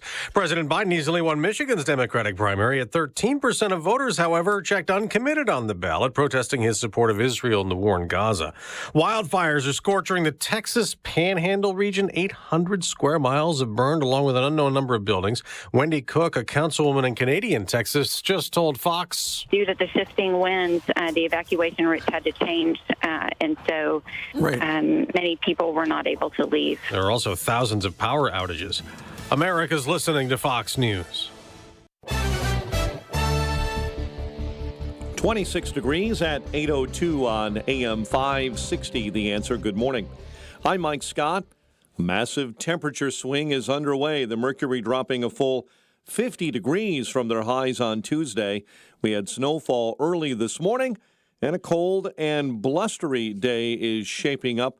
Temps in the teens tonight. Round of thunderstorms battered the Chicago suburbs with strong winds, hail, and rain on Tuesday night, covering a narrow but devastating path of damage. Tornadoes are believed to have touched down in Sugar Grove, near the town of Big Rock, and in the DeKalb County community of Waterman. Some serious destruction in Batavia, where an historic barn was destroyed. There was storm damage reported in Mundelein. Graphic body cam footage played off in court in the trial of the alleged killer of former Chicago police officer Ella French, Imonte Morgan. During a break in the trial, Morgan's mother tried to explain and struggled to explain why her son opened fire on French and Officer Carlos Yanez, who was critically hurt. It was an accident. The officer Yanez and Monty, my son, was struggling with this gun. Monty never pulled it out of his waist. It fell off when they were in the car, and they were struggling with this gun. Yanez, even my son, got grazed on his arm. That's simply what it was. They were struggling with the gun inside of the car. Testimony in that case continues today. For more than a year and a half, Chicago has seen a massive influx of migrants sent to the city by Texas, where they cross the U.S. southern border illegally. But in recent weeks, the number of new arrivals has dwindled. So, shelters like the Harold Washington Library Casa Esperanza in Lawndale and the Near South Shelter on South Michigan Avenue have all been deactivated as of yesterday. Bulls lost to the Pistons 105-95 at the UC. They host Cleveland tonight. The news, a service of the Salem Podcast Network. Hear the latest podcast episodes from Charlie Kirk, Dinesh D'Souza, and many more when you subscribe free at salempodcastnetwork.com. 8:04, time for the AM 560 Business Beat, a service of Signature Bank. Visit signaturebank.bank for all your commercial banking needs. Now the latest from the Fox Business Network. I'm Liz Clayman, and this is the Fox Business Report. Bitcoin's price topped 59,000 this morning. It's been trading at levels it last reached more than 2 years ago. Investors are anticipating a technical adjustment in April conducted to keep its fixed supply. It's called the halving event, which in the past has resulted in a rally. Warby Parker, the online eyeglass company, lost money in the recent quarter. The stock is lower. The Mortgage Bankers Association's average for a 30-year fixed loan declined slightly to 7.04% last week, though the Bankers Group says with mortgages still over 7%, applications for purchases and refinancings both declined. Tesla shares are higher. CEO Elon Musk says its new Roadster sports car will be revealed by the end of the year. He plans to start shipping it next year. That's your Fox Business Report. I'm Ginny Cosola, invested in you. AM 560 news time is 8:05. We'll have a check of traffic and weather on the way next on AM 560. Mike Gallagher doesn't see an end. 22 Republicans joined Democrats in sending billions more to Ukraine. That's right, 22 Republican senators evidently want to embark on what I think is a fool's errand. And that is the idea that there's any end game in sight for Russia and Ukraine. Because you know what? There's not. There is simply not. The Mike Gallagher Show, weekdays at 9, right before Dennis Prager at 11 on AM 560. The Answer. Are you ready for an adventure of a lifetime? Journey with me, Mike Gallagher, and Dr. Sebastian Gorka on the Patriots Alaska cruise this summer. It's going to be an incredible opportunity to engage with other like-minded patriots on an epic 7-day cruise over 4th of July. Witness the untouched wilderness of Alaska while discussing America's future. Join Dr. Gorka and me, Mike Gallagher, from June 29th through July the 6th. Call 855-565-5519 or reserve online at patriotsalaskacruise.com.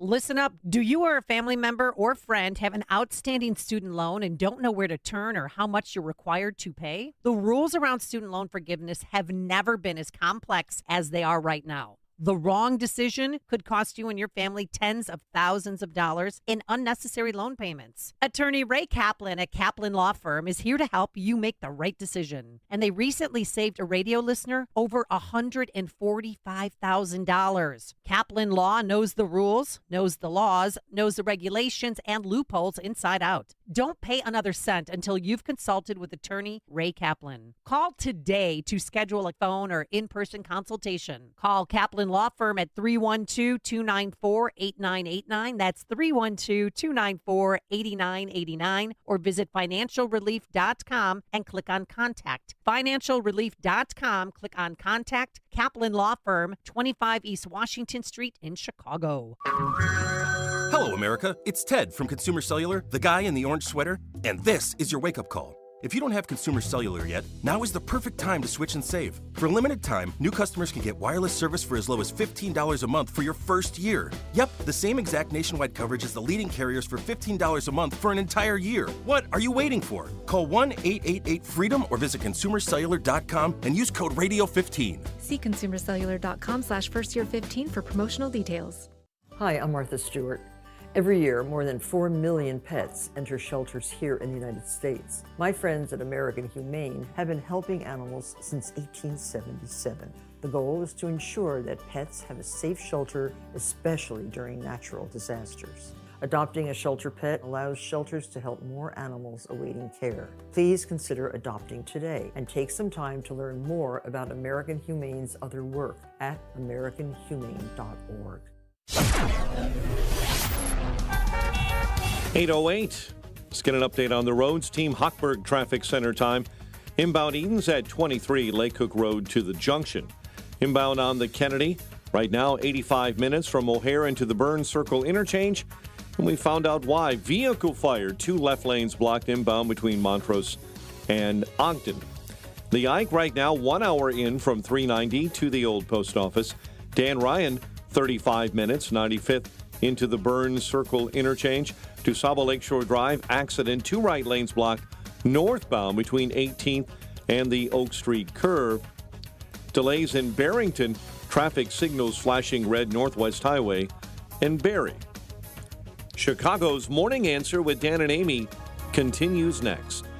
Now your official Chicagoland weather forecast with Steve Williams. A bit of snow in the area this morning. Little or no accumulation. Otherwise, clouds and sun. Windy day. High today 32. Clear and cold tonight, low 19. Sunny day tomorrow, the high 46. Sun and clouds on Friday, the high at 51.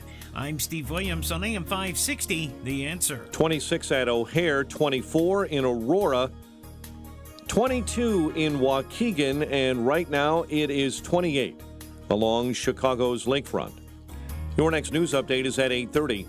Chicago's Morning Answer continues next on AM 560, The Answer. Now, from the Signature Bank Studios, this is Chicago's Morning Answer with Dan Proft and Amy Jacobson on AM 560, The Answer.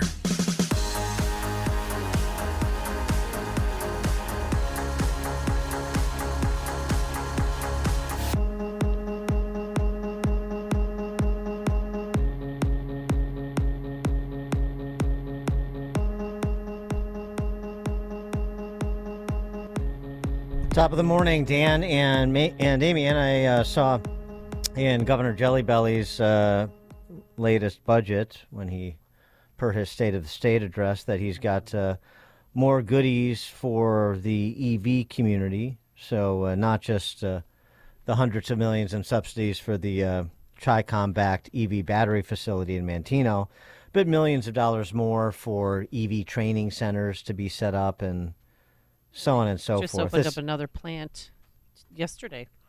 He was there for that. This doesn't even include the state-level subsidies for EV purchases, right? Because EVs are the futures. They're going to be ubiquitous, or, by God, we're going to die trying is essentially the attitude.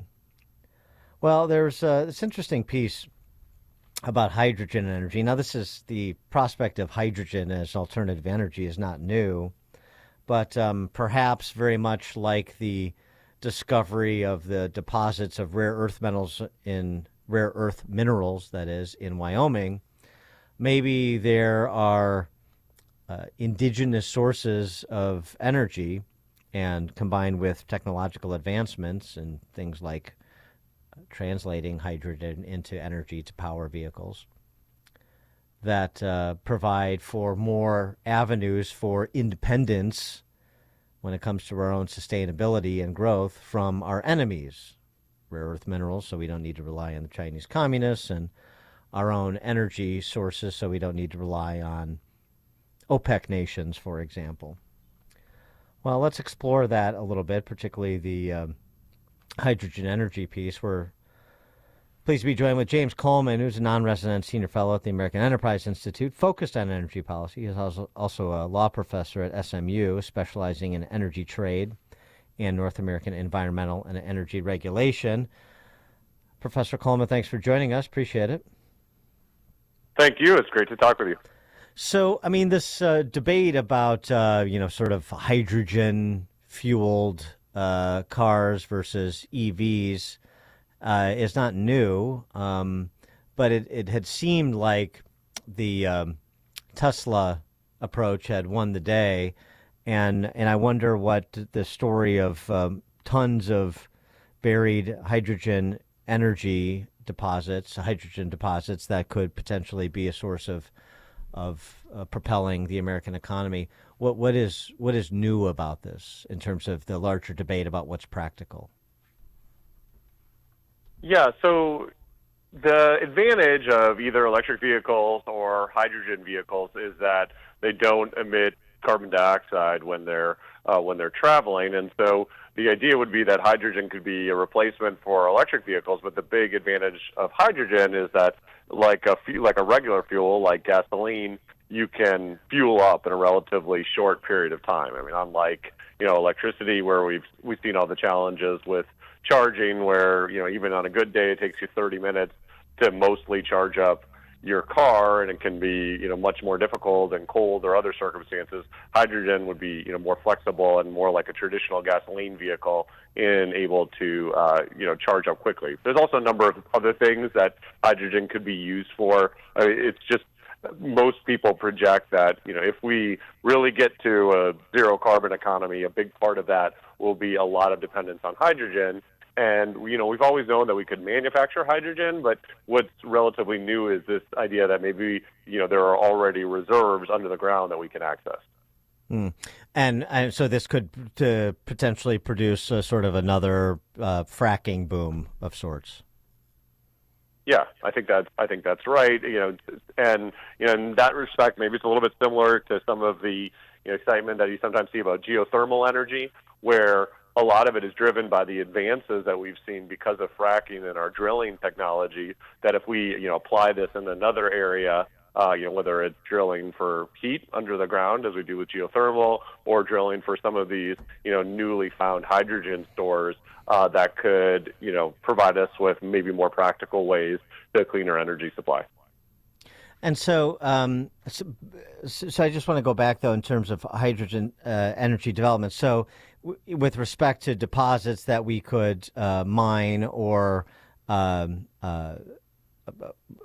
hydrogen fueling facilities we could set up, is this going to be something where it's still going to requires a charged word, but it still may lead to sort of a competition of which energy sources get subsidized at what levels, because obviously, unlike the electric charging stations that can hook up to the grid, these hydrogen fueling facilities would have to be built, if you're thinking about it in terms of domestic vehicles, would have to be built with that specific purpose in mind, like a gas station is to be a hydrogen fueling facility. So is it possible to privatize them and run them through big hydrogen energy companies the way that we do gas stations?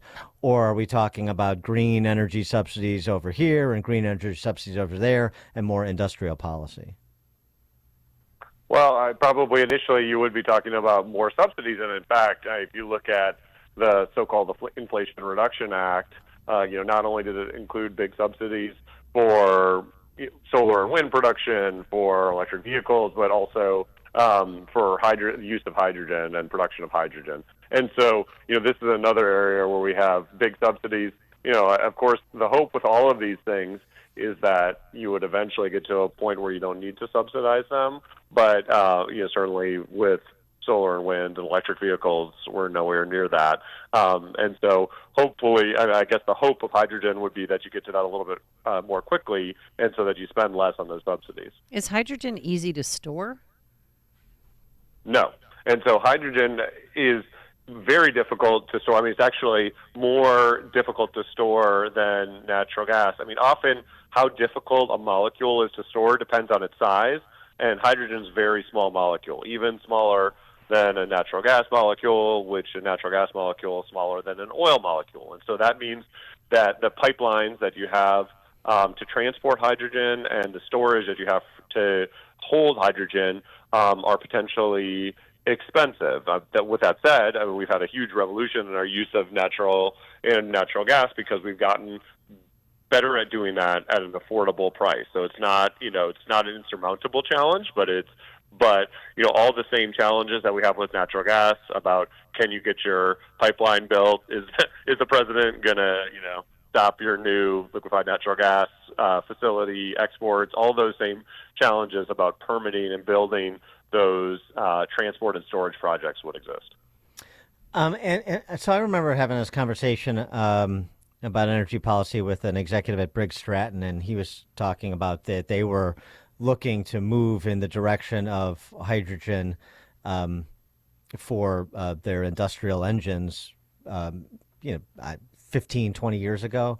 but the zeitgeist was all in the direction of electric batteries, and so they sort of scrapped that because they could see where sort of the public policy makers were going to put other people's money, to be specific. So is that the only reason why we're so EV focused now as opposed to hydrogen focused? It was just an industrial policy choice and maybe not the best one? Or is there other variables that have brought us to this place? Well, so yes, there certainly has been an industrial policy push, but also, there are particular areas where you've seen real advancements in batteries. So, as an example, I think a lot of people didn't really think electric vehicles could ever be profitable without subsidies until Elon Musk made them profitable, with subsidies. But increasingly, Tesla looks like it would be profitable even without subsidies. So, while a lot of the action that you're seeing in electric vehicles would never exist without the subsidies, and even Tesla wouldn't have gotten over the hump without those subsidies. I think even if subsidies went away today, you would see that Tesla and maybe a very few other cases would use electric vehicles. So I do think that part of that is about market change, although it's hard to separate what's happened from the market versus what's happened from the government subsidies. So there are and have been subsidies for fuel cell vehicles relying on hydrogen. You have some fuel cell vehicles and infrastructure in California, but it really hasn't taken off compared with electric vehicles. And, that initial push into electric vehicles, one of the initial things was sort of consumers attracted to the very fast vehicles that you saw Tesla developing. And that's not, the hydrogen technology is a little bit more practical, but it doesn't have that sort of 0 to 60 in 3 seconds supercar attraction that drew up some of the interest in electric vehicles. Right, but I mean, when of course the political class says this is the next big thing and they start pouring money into it, they're never going to stop, and so that necessarily produces opportunity costs, like it crowds out interest in investing in alternatives. Yeah, I think that's right. I mean, if you're talking about, you mentioned Briggs & Stratton. If you're talking about, lawn care stuff, that doesn't require as much storage of energy as something like heavy-duty truck transport. And so, I'm still pretty optimistic about the use of hydrogen in things like heavy-duty truck transport or, overseas shipping, et cetera, for sort of your domestic application of your leaf blower or your lawnmower. I do think you'll see a lot more of that going in the direction of electricity, just even if you only had market forces. But as you've said, of course, a lot of that has been pushed by heavy subsidization. And so if this has that practical application, or those practical applications you're talking about, and with the projection that there's more than 5 trillion tons of hydrogen in underground reserves around the world, I mean, this this has the potential to be a significant source of energy over time for the Western world in a way that would provide a path to sort of long-term energy independence for America? Well, that's possible, though. Of course, we don't know where the accessible reserves will be, right? I mean, this is an industry that's very much in its infancy. A number of the sort of recent news stories have been about reserves in Africa of hydrogen, et cetera. Now, there have been some discoveries of reserves in the United States.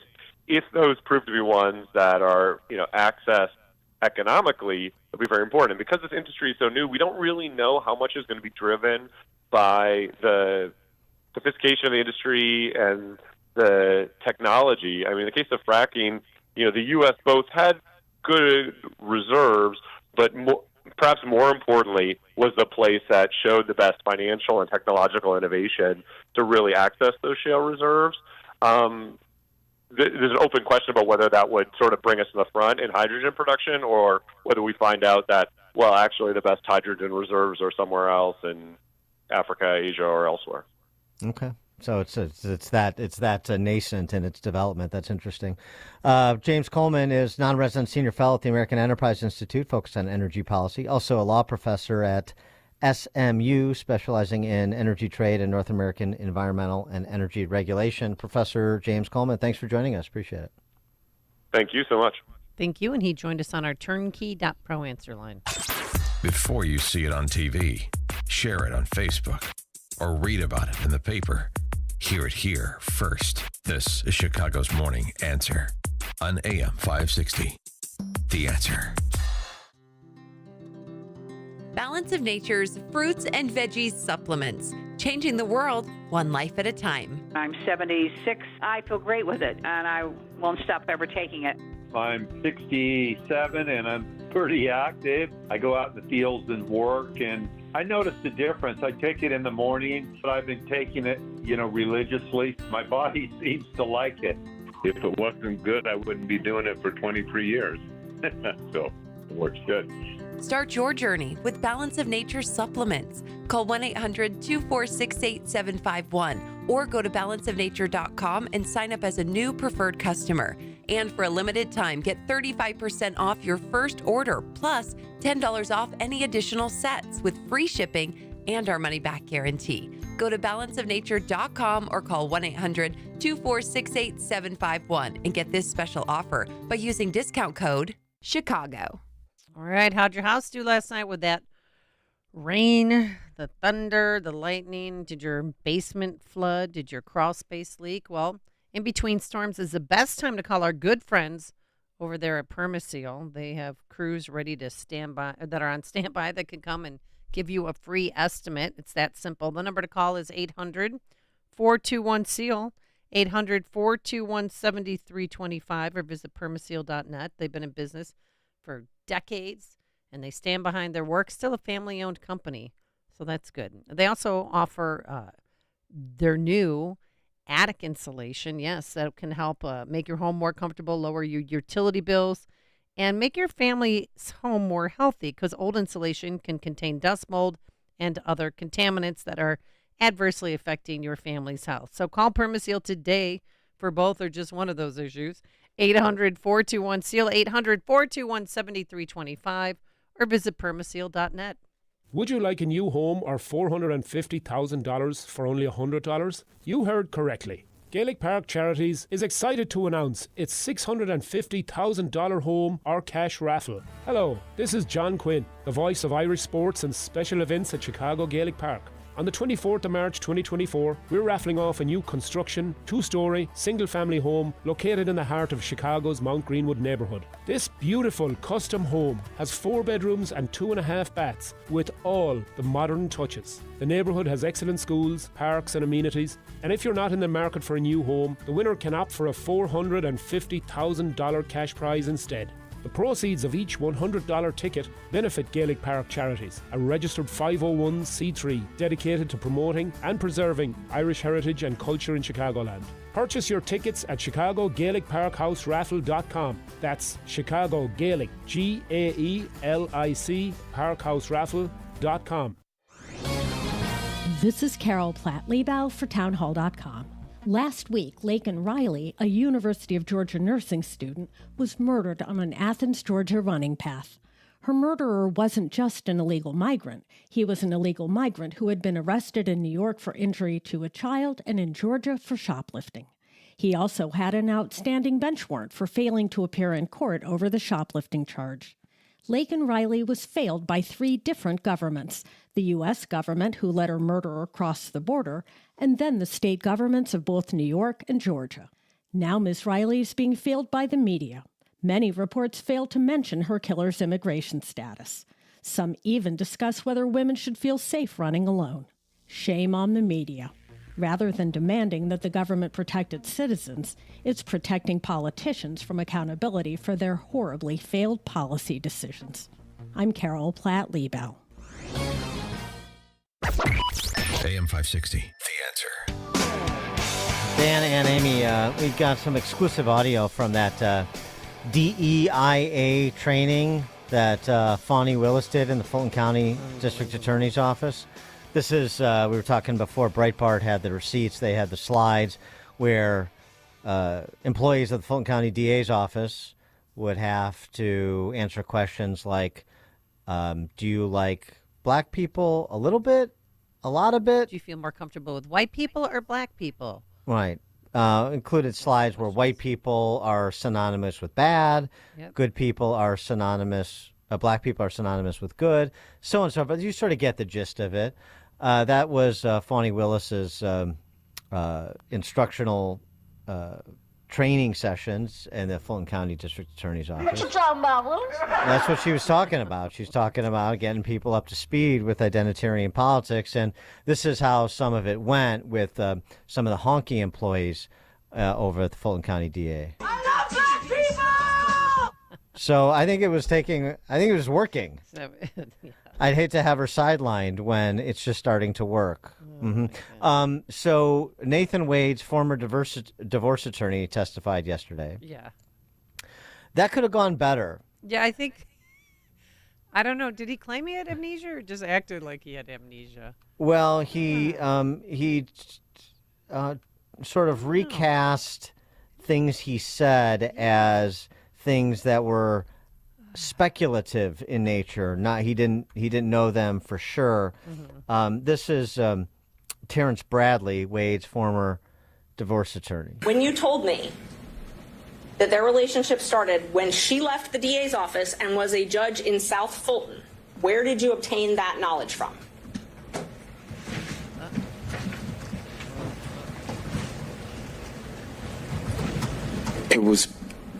I was speculating. I didn't have a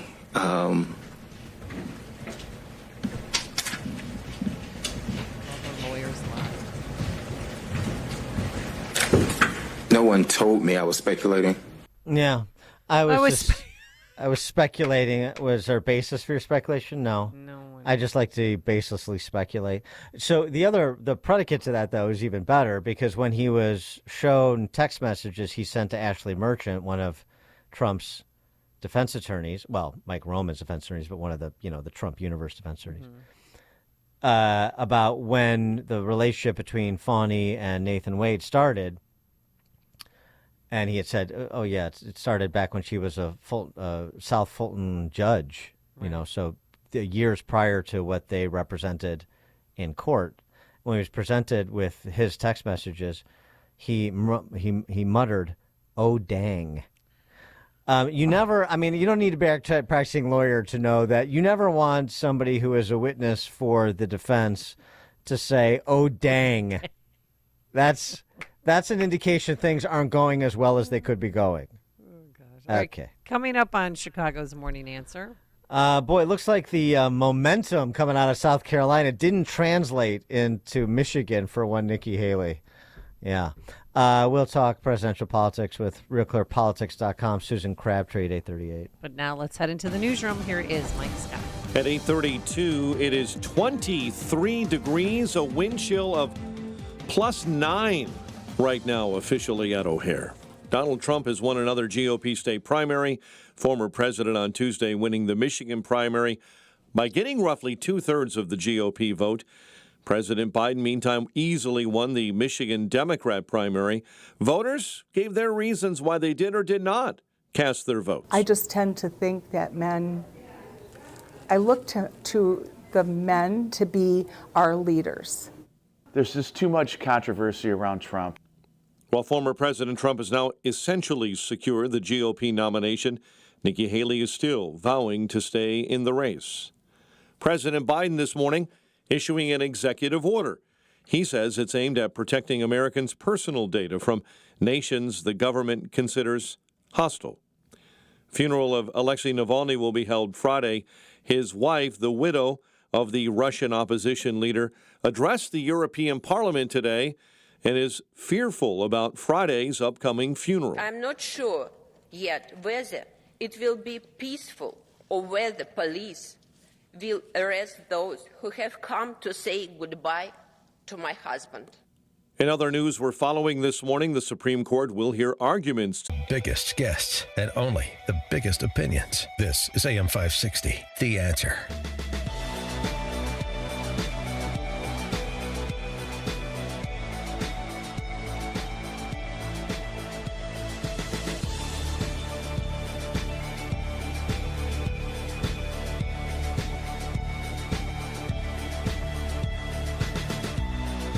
Top of the morning, Dan and Amy.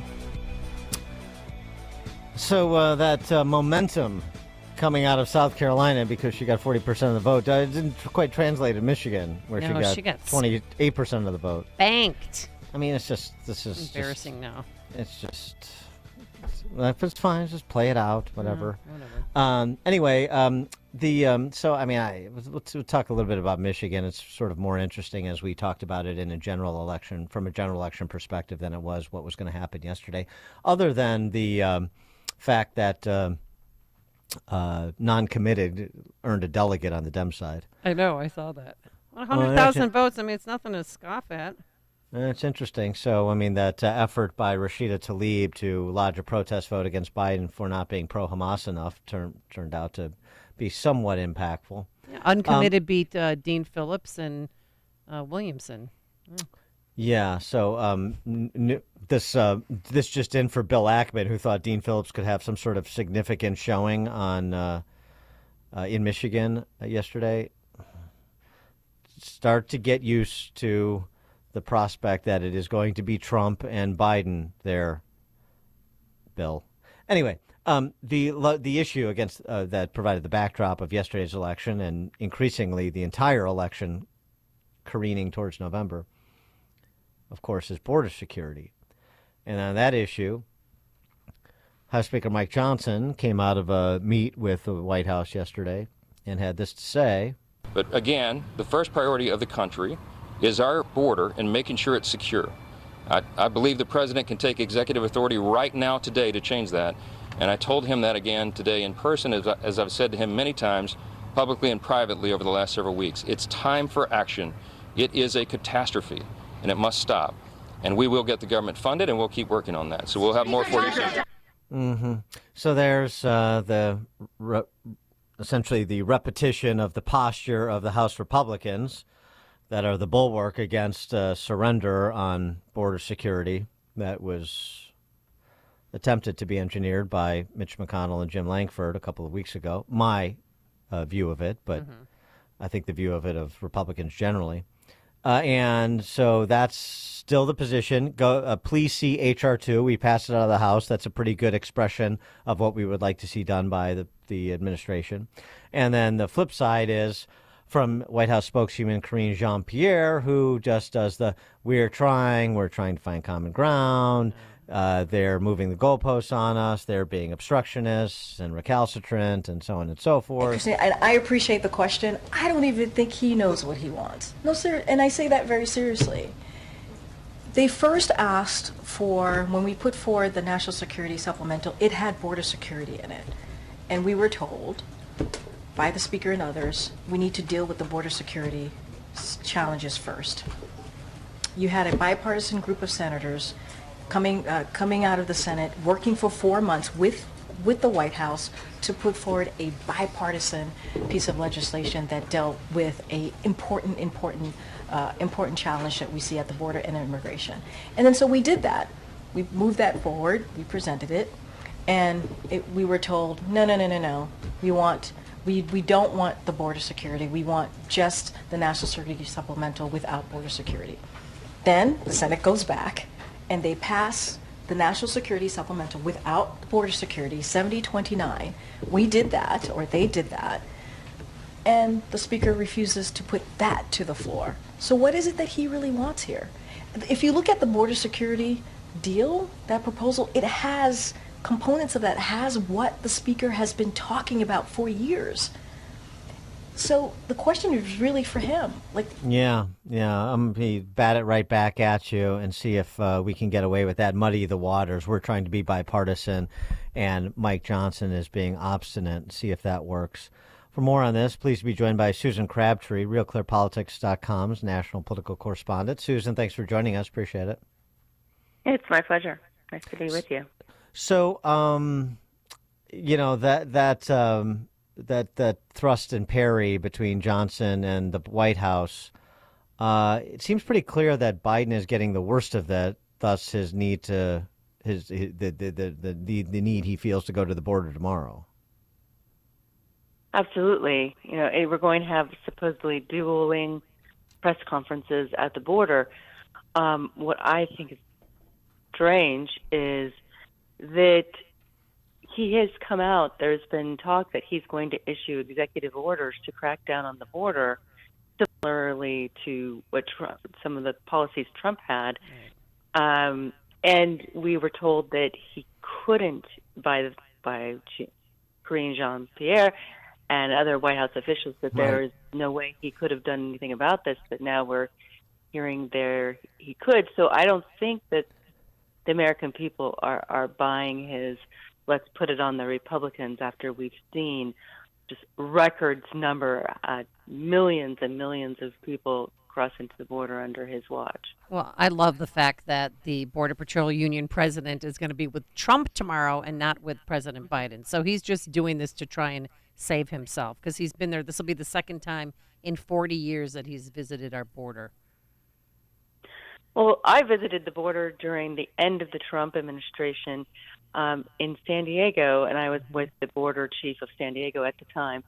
And it was clear there was, obviously it was right during COVID, and there was COVID policies that were put in place that nobody could come across or they would go right back. There was no refugee asylum. But it was interesting to me that the Boy Scouts were building a campsite within a stone's throw of the border. That's how safe it was at the time. Wow. And we saw just yesterday, the Los Angeles Times, not a mainstream publication, far to the left, reported that California had seized enough fentanyl last year to kill everyone in the world nearly twice over. Why is that not more of a headline on every single publication? They're poisoning our people by allowing this Chinese-created fentanyl to be smuggled in across the border. When I was visiting the border in San Diego, it was interesting because I was told that it was so secure back then that they were moving border control assets up the coast to fight drug smuggling. Well, right. They're trying to do that to tap this down as much as possible. I mean, think about how much it took to get us here. We heard from Mayorkas and Kamala Harris and Biden for months and months and months that the border was secure. And then we hear that it's not, we heard that it wasn't a crisis. There's a challenge down there. Don't call it a crisis. So, I mean, it just took for everything in terms of admission of what the reality is, like pulling teeth, of course. And so now it's taken, frankly, a high-profile murder, the killing of Laken Riley, that nursing student in Georgia, to start to potentially, as you were just reporting, soften the position on the executive orders that everybody knows could have been issued long ago that may now be issued in response. That's right, and it conjures up for a lot of people the Kate Steinle case in California. We have areas in the country, especially California, a border state, that have sanctuary city laws in place and have had. And there were, Kate Steinle was murdered.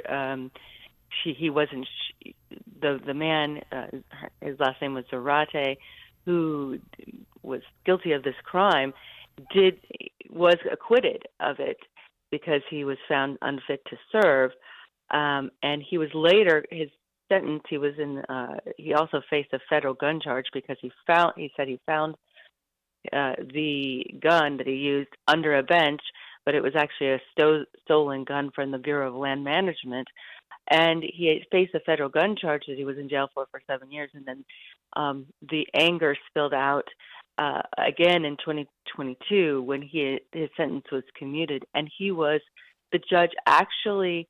the California judge actually told him, I have sympathy for you. I'm going to lecture you because you didn't get your schizophrenia mental health treatment that I thought you should in California jail, but I'm going to release you now, and please don't come back to our country. You are going to get deported finally, but all he said was, please don't come back. He had been coming back. He had crossed the border illegally. He had been deported 6 times before the Steinle murder.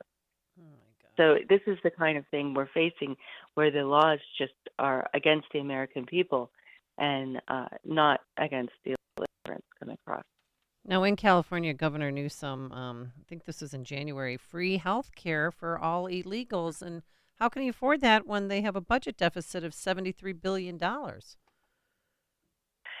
It's something that is fueling this recall petition. It's the 7th recall attempt that Republicans have launched, conservative activists in the state, to try to remove him from office. There was a close call because it did qualify in 2021, but this is what is fueling it. He has a budget deficit of $73 billion. He turned a budget surplus of $30 billion into a deficit of $73 billion. He has said that he wouldn't issue he wouldn't allow, even though Democrats in the state, they control supermajorities in the legislature, they definitely wanted to provide this insurance to illegal immigrants. But he has said in the past, twice in 2021 and later in 2022, that he couldn't afford it. So why can the state afford it now when they're running a $73 billion deficit? He also, March 5th, there is also a ballot initiative, a proposition that will likely pass, calling for spending $6 billion more to try to curb the homelessness problem, when under Gavin Newsom's time in office, the state has spent $20 billion. They've thrown $20 billion at the problem, and the problem, homelessness in California, has only gotten worse.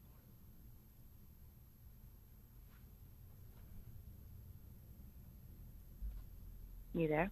Yes. Susan, can you hear me? Yes. Okay. So do you think you'll be effective this time around, though? I mean, 7th time is a charm, they do say. Yes. The problem is that even some Republicans are saying this is sort of tilting at windmills, and it costs the state $250 million to have that's a drop to have the recall.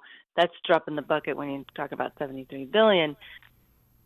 But the problem is that it really has no chance. Last time he beat the odds, he advocated his 40-point margin in beating the recall, and so it actually could embolden him because it gives him a chance to raise money like he did last time. He raised $78 million through the recall efforts, $8 million. And he had such a surplus that now he's using some of that money to fuel his presidential ambitions and his attacks against red states in his travel there. Oh, my God. Sorry I had a little bit of a technical issue, but I just, speaking of Gavin Newsom, and we've had some like ridiculous histrionics in Chicago about, why don't you think about running for president, Governor Pritzker? Oh, no, please. Not me. No, oh, gosh, no. But what is the real rumbling at this point within Democrat ranks about Biden and the uncommitted vote in Michigan notwithstanding? I mean, to me, it still seems, and from what I hear, that absent a health event, I mean, there's no reason that he's going to relinquish the reins, and there's no reason to believe that anybody is going to launch some sort of floor challenge at the convention. Is that your view as well? Well, the fact of the matter is that when you're 82 years old, unfortunately, that's the reality. That something health-related could happen to prevent you from being able to lead the country. So. Yes, I do think you're right. And absent of that, he seems to be digging his heels in, even though on Seth Meyers' late night show the other day, he was trying to show how Donald Trump was the one with the mental the memory problems, and he couldn't complete his thought process. But you know that Gavin Newsom is waiting in the wings. He has this war chest. He launched an ad just this week attacking the IVF decisions and picturing women. He's raising the abortion issue again in these ads and saying that basically California is a sanctuary state for abortion as well. And that's not addressing the problems at hand. There was a perfect political cartoon that had a picture of California as a truck going off the cliff, and Gavin Newsom is there with a hitchhiking with a sign to the White House. He wants to relieve the problems of the state, and he is definitely have his eye on the prize. And people have told him since he was the youngest mayor of San Francisco that he should be president. The Pricksters, along with the Gettys, have fueled his rise. They're a section of the Pricksters, as you know, in San Francisco, and they have surrounded him with yes people and told him that this is his destiny. So you can bet that if there is a faltering of Joe Biden, that he is definitely in the mix, and he is running in 2028. Well, President Biden's getting a checkup today, a physical exam at Walter Reed Hospital this morning, so we'll see what the doctor says. I understand, that he and Jill are having the best sex of their lives. Oh, yeah, that's right. Everybody wants to hear about an 80-year-old sex life. Susan Crabtree, RealClearPolitics.com's national political correspondent. Susan, thank you. Appreciate it. Yes, my pleasure. Thanks for having me. Thank you. And she joined us on our turnkey.pro answer line. Connect with Dan and Amy on the AM 560 The Answer mobile app.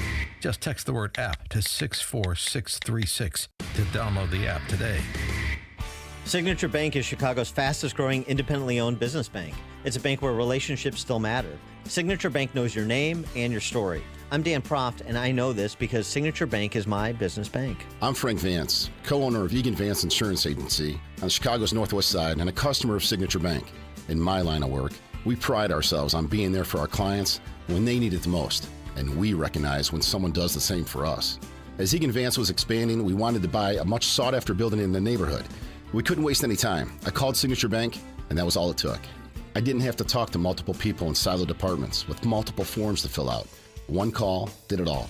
As the one who was always looking out for my clients, it was a great change to know that my bank, Signature Bank, was looking out for me. Signature Bank is looking for their next success story. To learn more about turning your business vision into reality, visit signaturebank.bank. Signature Bank, helping local businesses succeed.